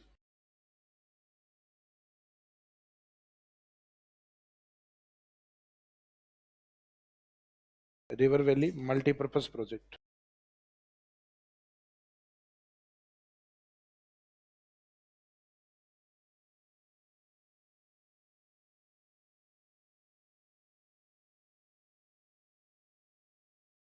नदी घाटी बहुउद्देश्य परियोजनाओं में राजस्थान की मुख्य नदी या सबसे बड़ी नदी कौन सी है? चंबल। तो एक तो इसमें चंबल कवर करेंगे, चंबल के बाद में माही, फिर अपने जो सतलज का एक प्रोजेक्ट है बांध के नाम से है वो भाखड़ा के नाम से, भाखड़ा नांगल। फिर एक व्यास नदी के नाम से ही है व्यास बहुउद्देश्य परियोजना। अब कुछ प्रोजेक्ट अपने निर्माणाधीन हैं जिसमें एक रेणुका जी, ये नाम इसलिए कम सुने हुए हैं क्योंकि राजस्थान में नहीं है, बाहरी राज्यों में है जिनमें लाभ राजस्थान को भी प्राप्त होगा। एक उत्तराखंड की ओर प्रोजेक्ट बन रहा है यमुना पे जिसका नाम है लखवार। आगे सब में शब्द कॉमन है जैसे चंबल बहुउद्देश्य परियोजना, तो ये तो ऑलरेडी ऊपर ही लिखा हुआ मल्टीपर्पज प्रोजेक्ट है सब। तो Chambal multipurpose project, Mahi multipurpose project, Bhakra Nangal multipurpose project, तो एक जगह लिख के और बाकी आगे सेम यही रहेंगे। तो इसका मीनिंग सिर्फ प्रोजेक्ट का नाम लिख दीजिए, आगे तो अंडरस्टूड है मल्टीपर्पज प्रोजेक्ट ही है सब, ऊपर हेडिंग भी यही है अपनी।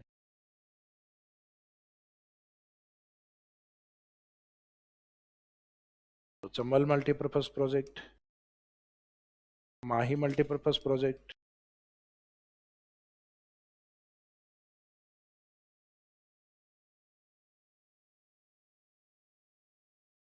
Bhakra Nangal multipurpose project, Vyas multipurpose project, Renuka with respect लिखना रेणुका जी,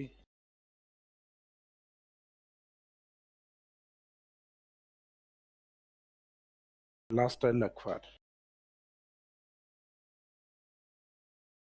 तो चंबल, माही, भाखड़ा नांगल दो डैम है लेकिन प्रोजेक्ट ये एक ही माना जाता है, भाखड़ा और नांगल। एक हिमाचल में आता है भाखड़ा और नांगल पंजाब में आता है। व्यास मल्टीपर्पज प्रोजेक्ट रेणुका जी और लास्ट में है लखवार।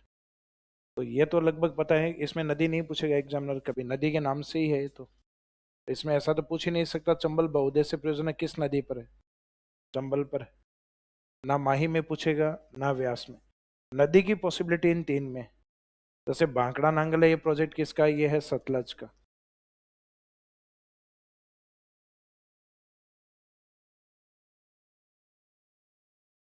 जैसे रेणुका जी प्रोजेक्ट है तो रेणुका गिरी, गिरी नदी के ऊपर।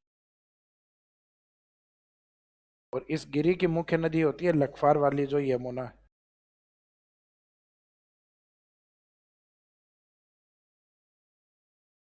तो जिनमें नदियों का आइडिया नहीं लग रहा उनके आगे ब्रैकेट में रिवर्स के नाम लिख दीजिए।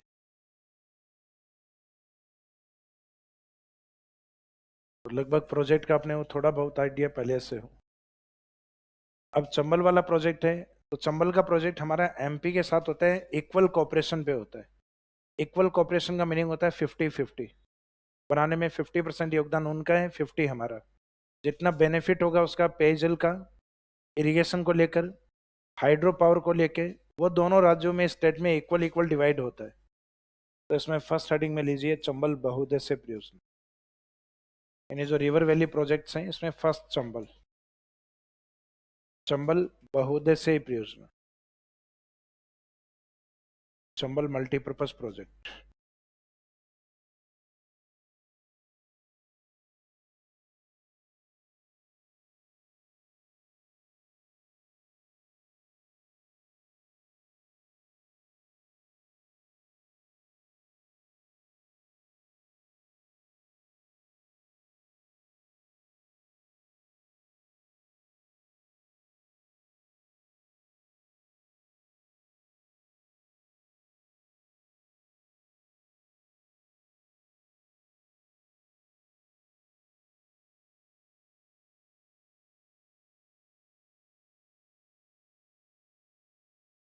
तो सही, अभी आपको बताया कि इसमें राजस्थान और राजस्थान के साथ दूसरा स्टेट कौन सा है? एमपी। तो इसमें लिखेगा यह राजस्थान और एमपी की संयुक्त परियोजना है। इट्स ए जॉइंट वेंचर या joint project of Rajasthan state and MP. यह राजस्थान एवं एमपी की संयुक्त परियोजना है।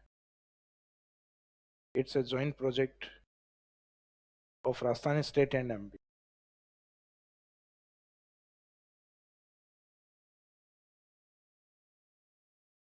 जिसमें सहयोग, इन विच कोऑपरेशन, जिसमें सहयोग, सहयोग के आगे डेस्क करके स्टेट्स के नाम लिख दो दोनों के, राजस्थान ब्रैकेट में लिख देना 50% रेशियो, आगे एमपी ब्रैकेट में लिख दीजिए 50%, जिसमें सहयोग 50-50।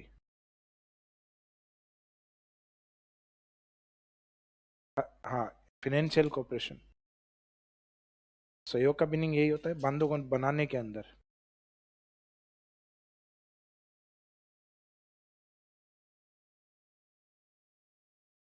तो जिसमें सहयोग, इन विच कोऑपरेशन, राजस्थान एंड एमपी। तो राजस्थान में 50 एंड एमपी भी क्या है 50।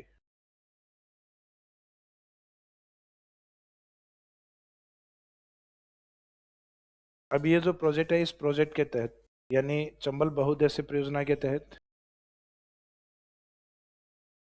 दोनों राज्यों ने अलग अलग चरणों में काम चलाया, जिसमें टोटल 3 स्टेजेस में काम चला है। और इन 3 चरणों में कुल कितने बांध बनाए गए हैं? कुल 4 बांधों का निर्माण किया गया। तो बांधों की संख्या तो आपको पहले बताई हुई, एक सीक्वेंस में लिखवाई हुई भी है। चंबल में लास्ट में एक डायग्राम बनवाया था आपको, उसमें वो चारों बांध मेंशन थे, लेकिन वो बने कितने चरणों में? 3। तो इसमें नेक्स्ट लाइन में लिखिएगा, इस परियोजना के तहत, under this project, under this project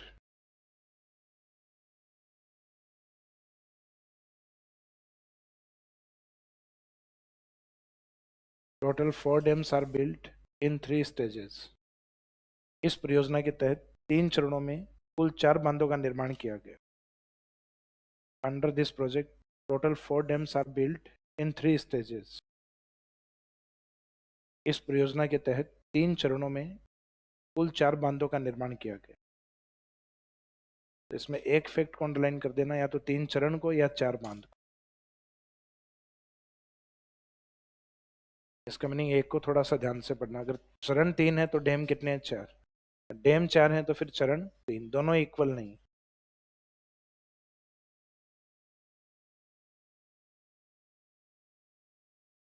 तो इसमें जो वेरियस स्टेजेस हैं, वैसे काउंटिंग के आधार पे ही बोला जाता है। पहला है प्रथम चरण, सेकंड द्वितीय चरण, लास्ट वाला ये थर्ड स्टेज, तृतीय चरण।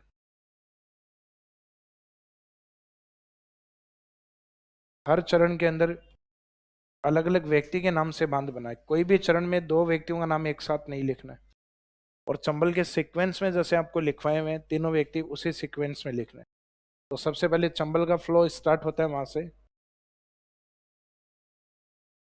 एमपी की ओर गांधी जी लिखवाए हुए हैं ना, गांधी सागर। तो प्रथम चरण में गांधी सागर।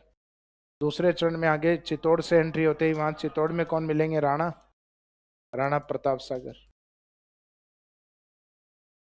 राणा प्रताप सागर चित्तौड़। चित्तौड़ से फिर कोटा बूंदी की सीमा पे मिलेंगे जवाहर सागर। जवाहर सागर जिसको एक नाम और दिया जाता है, कोटा डैम भी कहा जाता है इसको।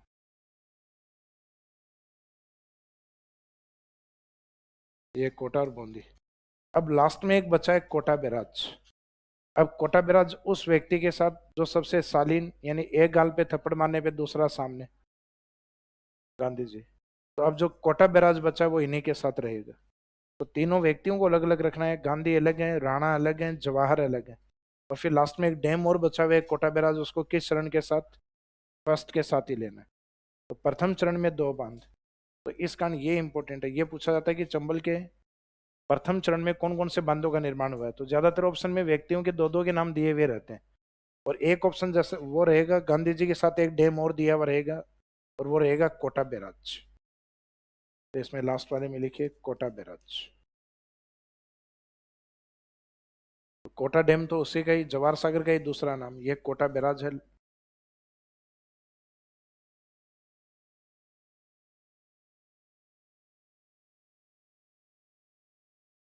लास्ट वाला कोटा बैराज।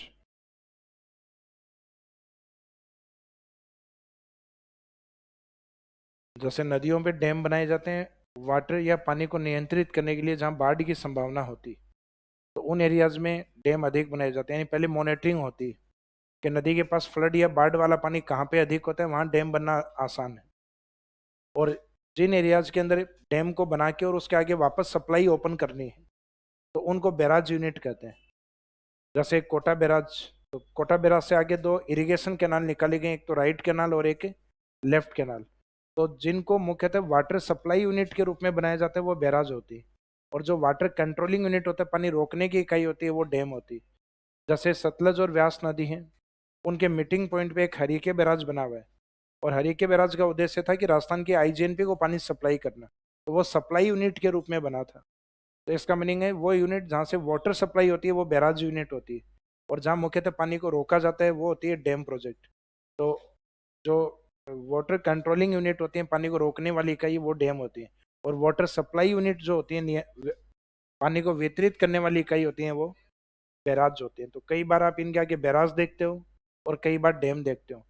डैम का मीनिंग है पुराने जितने भी डैम थे सिर्फ उसमें दीवार बनी होती, एक्स्ट्रा पानी होता है वो नदियों डैम के ऊपर से निकलता है। जैसे जैसे टेक्नोलॉजी बढ़ने लग गई वैसे वैसे डैम के अंदर गेट भी बनाने लग गए। पहले अदरवाइज गेट किस में बनते थे? बैराज में। लेकिन वर्तमान में ऐसा नहीं है।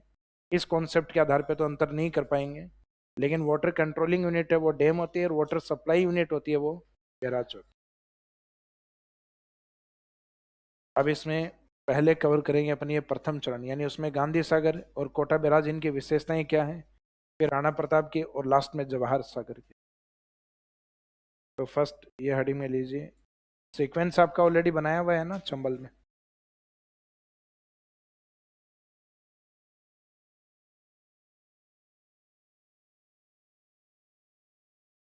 ये एमपी वाला पार्ट है जहाँ से चंबल ओरिजिनेट होती है, चंबल उद्गमित होती है,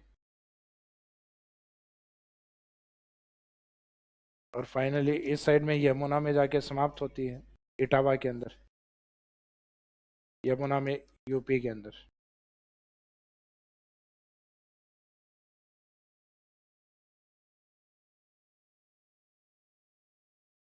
ये वाला जो पार्ट है राजस्थान में एंट्री करने से पहले,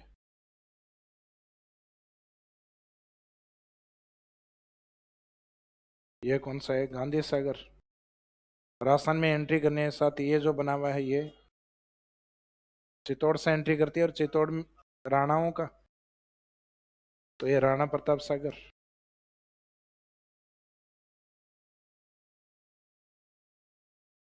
और चित्तौड़ के इस पार्ट में अपने न्यूक्लियर स्टेशन भी बना हुआ है, रावत बाठा, और रावत बाठा को वाटर सप्लाई भी करता है।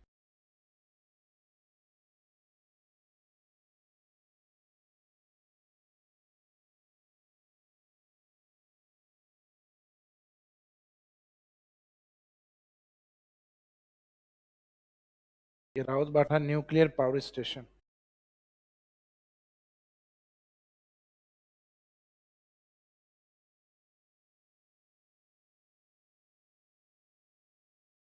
रावत बाठा परमाणु विद्युत गृह, एक तो परमाणु के ऊपर परीक्षण होते हैं, न्यूक्लियर पे टेस्ट होता है, वो तो होता है पोखरण के अंदर, और एक न्यूक्लियर से एनर्जी या पावर जनरेट करते हैं, वो होती है रावत बाठा। तो ये न्यूक्लियर पावर स्टेशन होता है अपना।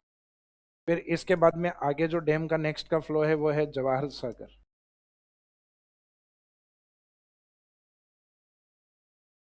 जवाहर सागर, या इसको कोटा डैम भी बोलते हैं। और फिर लास्ट वाला जो डैम इस पे बना हुआ है वो कोटा बैराज।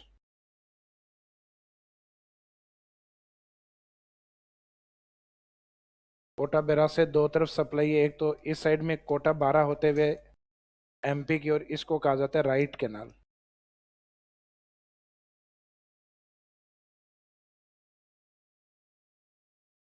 यानी दाई नहर। और एक इसे कोटा से ऊपर की ओर बूंदी की ओर, इसको कहते हैं लेफ्ट कैनाल। यानी चंबल के फ्लो में ही है, तो इधर वाला राइट कैनाल होगा और इधर वाला लेफ्ट कैनाल।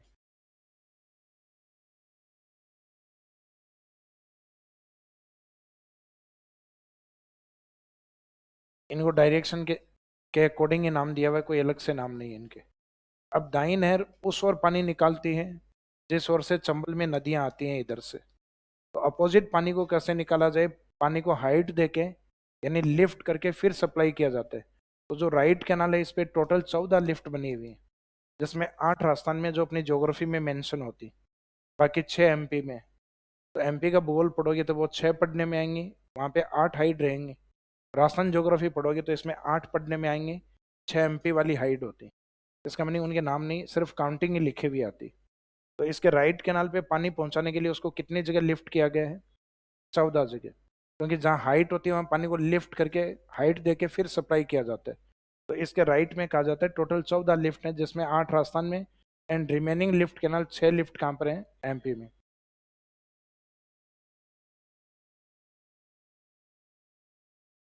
ये रहेगा। वैसे तो चंबल में बना हुआ है,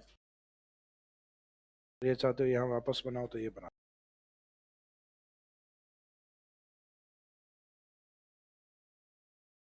चंबल को चंबला लिख दिया, चंबल ही लिखना आप लोग।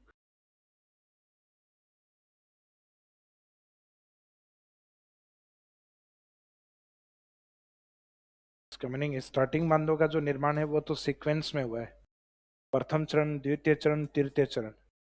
फिर चरण खत्म हो गए लेकिन बांध खत्म नहीं हुए, तो अंतिम जो बांध है वो प्रथम चरण का ही पार्ट। मीनिंग है जब गांधी सागर का काम एमपी ने स्टार्ट किया था, उस समय हमने काम किसका स्टार्ट किया था, कोटा बैराज का।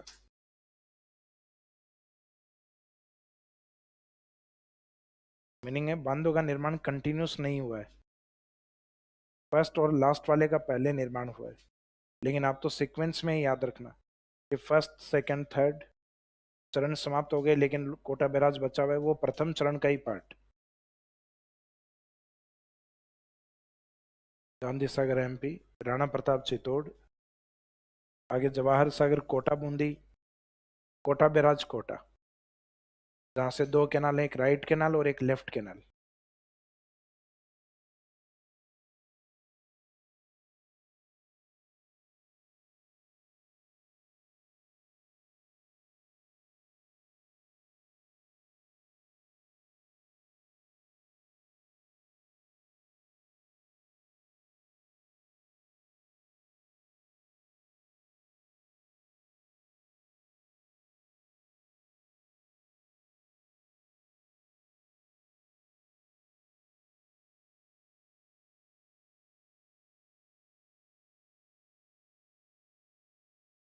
सर ईआरसीबी कब तक आ जाएगी? जब तक गुरुजी का बुढ़ापा आ जाएगा और आपके टावर पड़ने के लिए आ जाएंगे तब तक।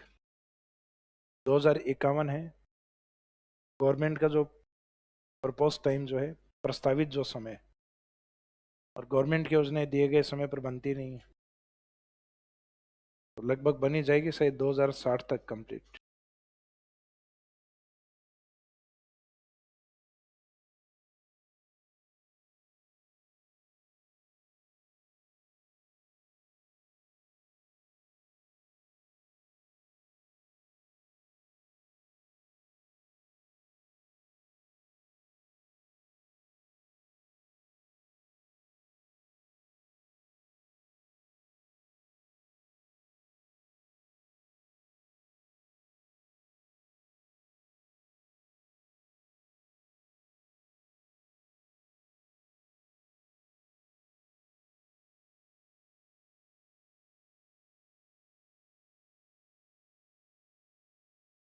ड्यून्स वाला आपने भेजा है?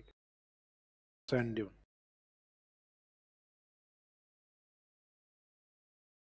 कौन से में? और भी है पीछे?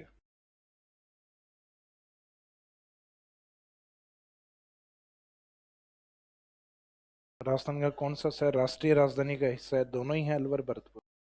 इनके सीमावर्ती क्षेत्र की कुछ तहसीलें हैं जो इनका पार्ट है, तो ए और बी दोनों को ही मानते हैं अपन। ए उस समय एक अलवर ही होगा उस समय, तो एक स्टार्टिंग में सिर्फ अलवर ही था, बाद में भरतपुर शामिल हुआ।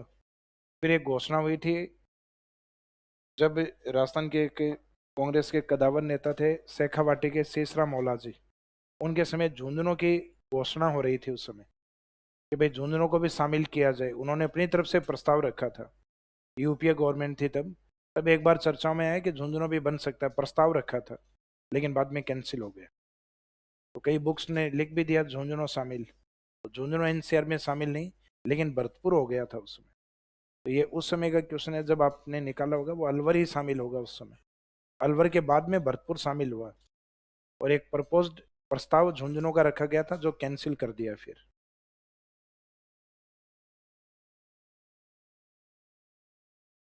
वो एरिया जो नेशनल कैपिटल रीजन के नज़दीक होते हैं उनके लिए सेंटर फंडिंग करके उनको डेवलप करता है, ताकि नेशनल जो कैपिटल रीजन है उनकी पॉपुलेशन को सेटल कर पाए। जैसे बहुत सारी दिल्ली की जनसंख्या सेटल की गई है गुड़गांव की ओर, तो गुड़गांव पार्ट ऑफ हरियाणा, लेकिन वो एनसीआर का पार्ट, नेशनल कैपिटल रीजन का पार्ट। जैसे नोएडा पार्ट ऑफ यूपी, लेकिन एनसीआर में शामिल किया गया। तो नेशनल कैपिटल रीजन या राष्ट्रीय राजधानी क्षेत्र है, उसके आसपास के जो डिस्ट्रिक्ट हैं जो जिन स्टेट के होंगे उनको शामिल किया जाता है डेवलपमेंट के लिए, उनको कहा जाता है एनसीआर डिस्ट्रिक्ट।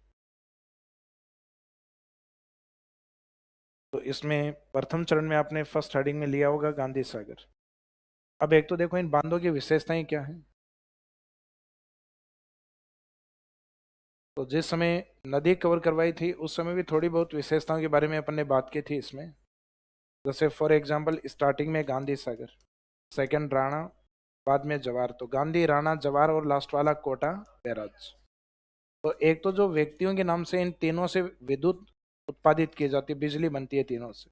जैसे गांधी सागर यहाँ चंबल है, गांधी सागर पे 5 टरबाइन यूनिट पे पानी डाला जाता है, अलग अलग टरबाइन लगे हुए हैं इस पे। तो टरबाइन यूनिट कितनी लगी हुई है? 5, जिसमें ईच कैपेसिटी है 23 मेगावाट। हर टरबाइन की कैपेसिटी 23 मेगावाट, तो पांचों की कैपेसिटी कितनी होगी? 115 मेगावाट। जैसे गांधी सागर से राणा प्रताप सागर पे नदी पहुंचेगी, तो राणा प्रताप सागर पे नदी का पानी है वो 4 टरबाइन यूनिट पे डाला जा रहा है, तो 4 टरबाइन यूनिट है। 4 यूनिट हैं जिनमें एच कैपेसिटी 43, तो 4 यूनिट जिसमें 43 मेगावाट की हर एक यूनिट है, तो टोटल कैपेसिटी होगी 172 मेगावाट। फिर जवाहर सागर, तो जवाहर सागर के ऊपर पानी 3 टरबाइन यूनिट पे डाला जाता है, तो कितने टरबाइन यूनिट लगी हुई हैं? 3। ईच कैपेसिटी 33 मेगावाट, तो 3 की कैपेसिटी कितनी होगी? 99। तो एक तो ये ध्यान रखना, जैसे जैसे आप आगे की ओर जाओगे यूनिट कम होती जाएंगी, 5 यूनिट, 4 यूनिट, 3 यूनिट। कैपेसिटी में 10-10 का गैप रहेगा लेकिन कंटिन्यूस नहीं रहेगा। इसमें 23, 5 वाली जो है वो 23 है, यानी हर एक यूनिट की कैपेसिटी कितनी है? 23 मेगावाट। तो 5 वाली में 23, आगे वाली इजीली याद होगी, 443, 333। इस इस डिजिट का कॉम्बिनेशन रहेगा 443, 333। लेकिन 5 में 53 मत कर देना, वहाँ 23 रहेगा। तो इसका मीनिंग तीनों में सबसे ज़्यादा हाइड्रो पावर कैपेसिटी किसकी है? राणा की। वैसे तीनों को अगर खड़ा भी करें हम, गांधी, राणा और जवाहर, तो ज़्यादा पावर किस में? राणा में पावर ज़्यादा है। ये राणा राणा का भाला ही इतना था जितने गांधी जी और जवाहर का वजन था। तो इसका मीनिंग पावर सबसे ज़्यादा किसकी है? राणा की पावर ज़्यादा। आगे कोटा बैराज है, इससे हाइड्रो पावर जनरेट नहीं होती। इससे सिंचाई के लिए दो नहरें निकाली गई, एक तो राइट कैनाल और एक लेफ्ट कैनाल। इसका मीनिंग इसका मुख्य कार्य है इरिगेशन। तो Kota barrage is known as irrigation dam of Chambal multipurpose project. इसको चंबल बहुउद्देश्य परियोजना का सिंचाई बांध कहा जाता है। बाकी तीन जो व्यक्तियों के नाम से हैं उनको हाइड्रो डैम कहा जाता है, क्योंकि वहां से हाइड्रो एनर्जी जनरेट होती है। अब इन स्टार्टिंग वाले जो डैम है उनमें सबसे ऊंचा और सबसे बड़ा बांध ये है, क्योंकि पानी को डिवाइड करना था 50 और 50। तो अपने यहाँ चंबल की अधिकांश ट्यूबटी आके मिलती हैं, तो बांधों की बनने की पॉसिबिलिटी राजस्थान में ज़्यादा थी, तो ज़्यादा थी तो राजस्थान में ज़्यादा बनाए गए। फिर हमने कहा कि भाई पानी बैलेंस करना पड़ेगा, तो आप जितना रोक सकते हो इस डैम में रोको। तो इसका मीनिंग उन्होंने सबसे बड़ा डैम गांधी सागर बना दिया। तो चंबल का सबसे ऊंचा डैम भी है, क्योंकि इस साइड से हाइट होती, नदी स्लोप के अकॉर्डिंग आती। तो चंबल का सबसे ऊंचा और सबसे बड़ा बांध कौन सा है? गांधी सागर। लेकिन राजस्थान स्टेट का सबसे बड़ा बांध कौन सा है? तो राणा प्रताप सागर राजस्थान स्टेट को लेके बड़ा डैम है, चंबल को लेके नहीं। चंबल का सबसे बड़ा डैम कौन है? गांधी सागर। हाइड्रो पावर को लेके बड़ा बांध कौन है? राणा प्रताप सागर। तो हाइड्रो पावर अपने इधर ज्यादा होती है, हालांकि पानी भी अपने यहाँ ज्यादा रुका हुआ है क्योंकि 3 डैम है अपने पास। तो ये तीनों तो मिलके कम से कम इससे बड़े होंगे ना। इंडिविजुअली हो सकते हैं इसके बराबर कोई ना हो, लेकिन तीनों मिलके गांधी सागर से बड़े हैं। तो उस पानी को हम सप्लाई करते हैं फिर यहाँ से कोटा बेरा से राइट कैनाल, उस राइट कैनाल से बैलेंस करते हैं 50-50। तो एक तो अधिकांश पानी उन्होंने रोक रखा है लगभग 35-40% के आसपास, जो हमारे पास 10-15% एक्स्ट्रा है वो हम इधर से राइट कैनाल से बैलेंस कर लेंगे, यानी 50 और 50। जितनी हाइड्रो पावर इन तीनों बांधों से टोटल बनेगी 386 मेगावाट। अगर 400 बनती तो 200-200। प्रोजेक्ट 50-50 वाला है ना, ब्रिटानिया प्रोजेक्ट। खाओ ब्रिटानिया 50-50। तो इसका मीनिंग है 50-50। 400 होती तो 200-200, लेकिन 400 से 14 कम है, तो दोनों की साथ साथ कम कर दो, तो 193 और 193 ये दोनों में डिवाइड है, डिवाइड बाई 2। 193 मेगावाट एनर्जी अपनी है और 193 इनकी। तो फर्स्ट हेडिंग में लीजिए इसमें से प्रथम चरण वाला, और प्रथम चरण में भी फर्स्ट है गांधी सागर।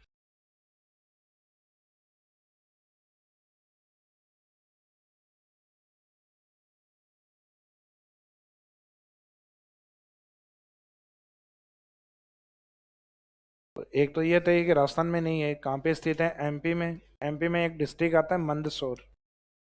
कैसा शोर? मंदसौर।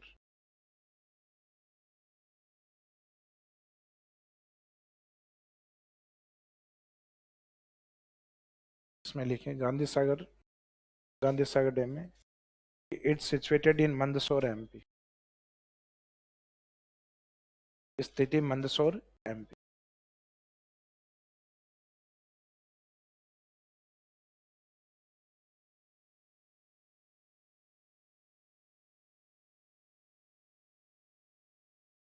यह चंबल का सबसे ऊंचा एवं बड़ा बांध। It's the highest and largest dam of Chambal. यह चंबल का सबसे ऊंचा एवं बड़ा बांध। तो इसमें अंडरलाइन चंबल को कर दीजिए, यानी स्टेटमेंट चंबल के रेफरेंस में। It's the highest and largest dam of Chambal. यह चंबल का ऊंचा या चंबल का सबसे ऊंचा और बड़ा बांध। तो राजस्थान के लिए बड़ा बांध ये नहीं है, राजस्थान के लिए वो होगा जो राजस्थान के अंदर होगा, राणा प्रताप। लेकिन चंबल के लिए सबसे बड़ा ये। तो चंबल का सबसे बड़ा एवं सबसे ऊंचा एवं बड़ा बांध, या सबसे बड़ा एवं ऊंचा बांध लिख दो। फिर नेक्स्ट लिखिए, जल विद्युत उत्पादन क्षमता, hydro power production capacity.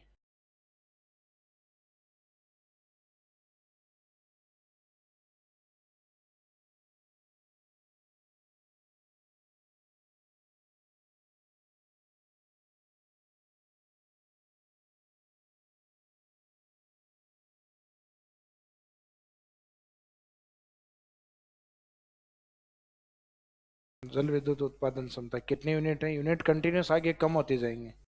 Unit का मीनिंग 5 यूनिट, आगे वाले में 4 यूनिट, फिर 3 यूनिट। तो इसमें 5 यूनिट्स हैं। ईच कैपेसिटी कितनी है? 23 मेगावाट। 23 से गुणा करके आगे लिख दो, 115 मेगावाट। नेक्स्ट वाले में 4 यूनिट होंगे, जो 4 वाली है 43 के साथ होंगी, 3 वाली है वो 33 के साथ होंगी। तो आगे वाले में भले ही यूनिट कम लगी हुई है, 4 टर्बाइन यूनिट है, लेकिन उनकी कैपेसिटी ज़्यादा है, वो 43 मेगावाट के साथ। इस कारण उनका टोटल प्रोडक्शन 172 मेगावाट होता है, जबकि इसमें 5 यूनिट होते हुए भी प्रोडक्शन सिर्फ 115। अब नेक्स्ट हेडिंग डालिएगा, कोटा बैराज। प्रथम चरण का प्रथम चरण का एक डैम तो कंप्लीट हो गया, प्रथम चरण में एक और बचा हुआ है। प्रथम चरण में 2 हैं, लास्ट वाला कोटा बैराज।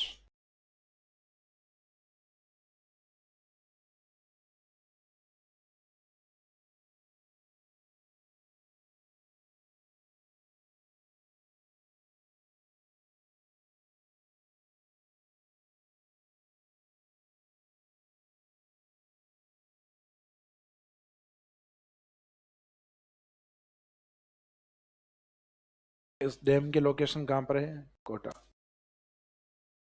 डैम वैसे बैराज यूनिट के रूप में माना जाता है, बाकी जनरल बोलने में अपन डैम बोल देते हैं। बाकी कोटा डैम बोलना और लिखना गलत है। जैसे अपन स्टार्टिंग में लिखते हैं ना कि 3 चरणों में 4 बांधों का निर्माण किया गया, वहां ठीक है। लेकिन डैम को जब डिफाइन करते हैं तब लिखते हैं कोटा बैराज, क्योंकि कोटा डैम तो किसको बोला गया है? जवाहर सागर। जवाहर सागर का दूसरा नाम। तो लोकेशन कोटा। फिर नेक्स्ट में, इसे चंबल का सिंचाई बांध कहा जाता है।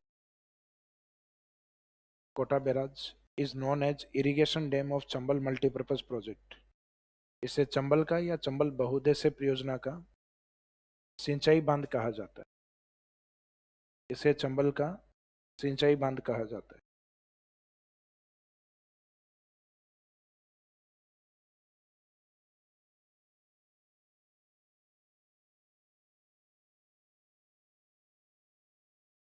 इरिगेशन डैम ऑफ चंबल या चंबल मल्टीपर्पज प्रोजेक्ट।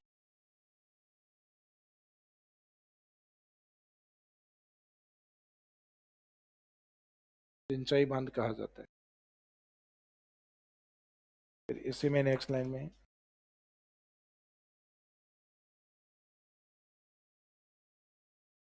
सिंचाई के उद्देश्य से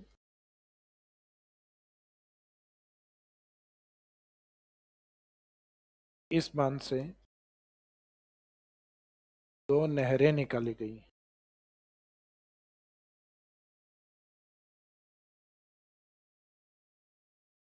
सिंचाई के उद्देश्य से इस बांध से 2 नहरें निकाली गई हैं।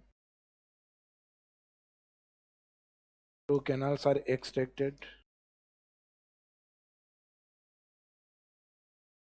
2 canals are extracted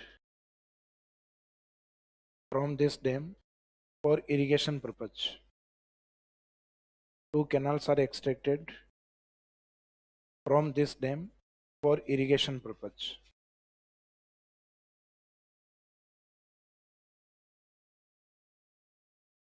अब जो दो नहरें हैं उनको डायरेक्शन के अकॉर्डिंग बोला गया, राइट में है वो राइट कैनाल और जो लेफ्ट में है वो लेफ्ट कैनाल।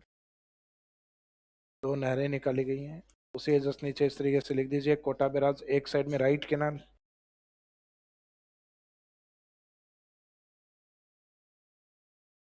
दाई नहर एक लेफ्ट में निकाली गई लेफ्ट कैनाल, बाई नहर। तो लेफ्ट वाला जो पार्ट है, जैसे नदी का फ्लो है, तो लेफ्ट वाला तो नदी के फ्लो में ही है कोटा बूंदी की तरफ, लेकिन राइट वाला है वो जिस ओर से नदियां आती हैं उसके अपोजिट है राइट। तो इनमें दोनों में कोटा डिस्ट्रिक्ट तो कॉमन होगा, लेफ्ट में भी कोटा कवर होगा, राइट में भी कोटा कवर होगा, क्योंकि बैराज ही कहाँ बना हुआ है, कोटा। फिर राइट में कोटा के साथ इस साइड में ऐड होगा 12, लेफ्ट में कोटा के ऊपर कौन आता है, बूंदी, इसमें काउंट होता है बूंदी। ये फर्क है, बाद में 12 को क्रॉस करेगा तो फिर बाद में प्रोजेक्ट कहाँ होगा, एमपी। तो इसका मीनिंग इनमें डिस्ट्रिक्ट में दोनों में कॉमन रहेगा कोटा। फर्क ये लेफ्ट वाली कोटा से फिर बूंदी की ओर, और राइट वाली कोटा से फिर 12 की तरफ, 12 के बाद में MP.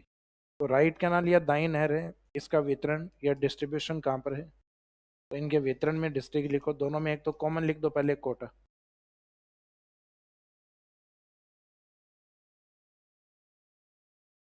Distributed in Kota Bundi left वाली में। राइट वाली में बूंदी की जगह उधर क्या लिखा जाएगा, 12, 12 एंड एमपी, वितरण कोटा, कोटा के साथ इसमें रहेगा 12।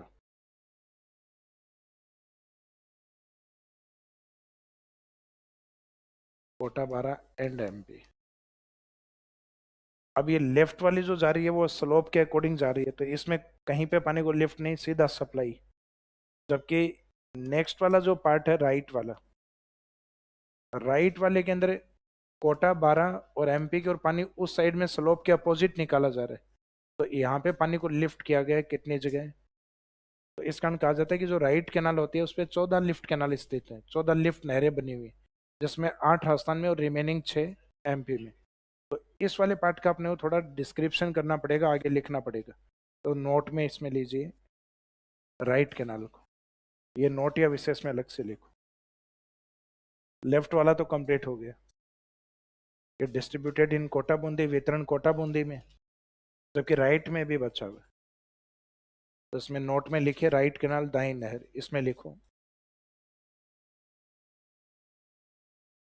दाई नहर पर या इस नहर पर कुल 14 लिफ्ट नहर स्थित हैं। Total 14th lift canals are situated on right canal. दाई नहर पर कुल 14 लिफ्ट नहर स्थित, यानी इस पे अलग अलग लिफ्ट कैनाल्स बनी हुई हैं अलग अलग। तो total 14th lift canals are situated on right canal. इस लिफ्ट नहर पर यानी दाई लिफ्ट नहर पर कुल 14 लिफ्ट नहर स्थित,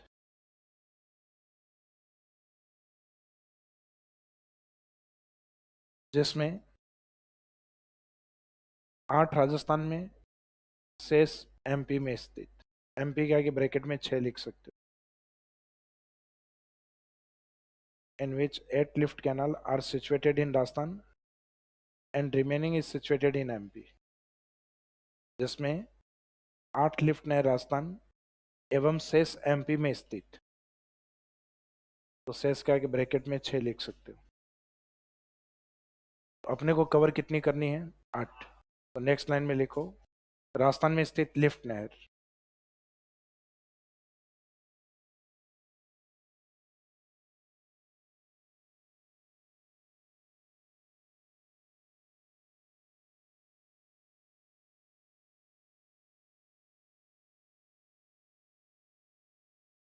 राजस्थान में स्थित लिफ्ट नहर या 8 लिफ्ट नहर,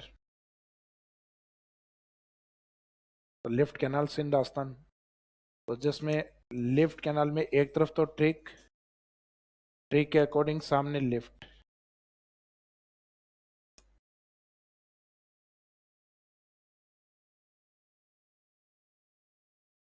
और लिफ्ट कौन से डिस्ट्रिक्ट में है, जिले का नाम।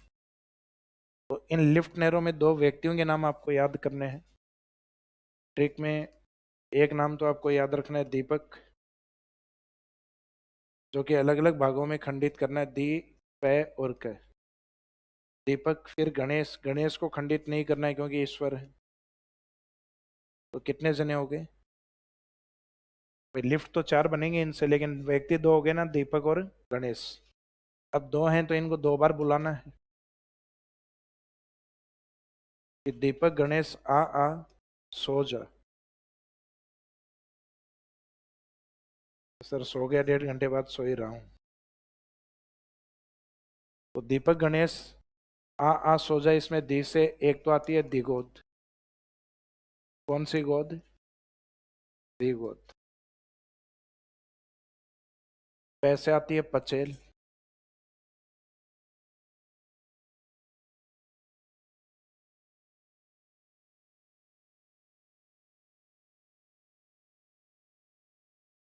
कैसे आती है कचारी। वैसे सही शब्द काचरी होता है, ज्योग्राफी में एक कचारी लिखा हुआ है, काचरी लिख दो तो भी ठीक है। हालांकि गांव में जो काचरी होती है वो अलग होती है, काचरी, टिंडे, टिंडसी, मतीरे वो अलग है। यहाँ काचरी करके लोकेशन आती है। काचरी या कचारी। गणेश से आती है गणेशगंज। गणेश के आगे गंज लगा दीजिए।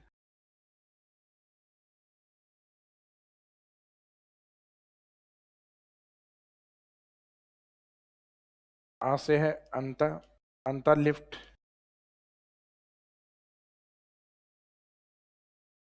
एक आती है अंता माइनर लिफ्ट।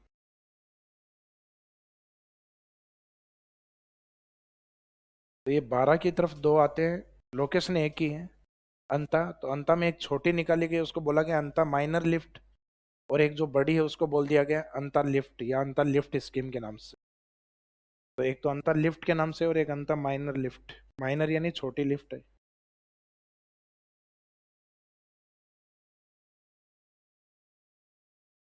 अंतर माइनर लिफ्ट।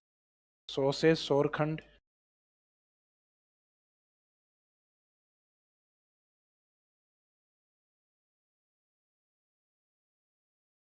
सोरखंड के बाद में नेक्स्ट जा से जालीपुरा।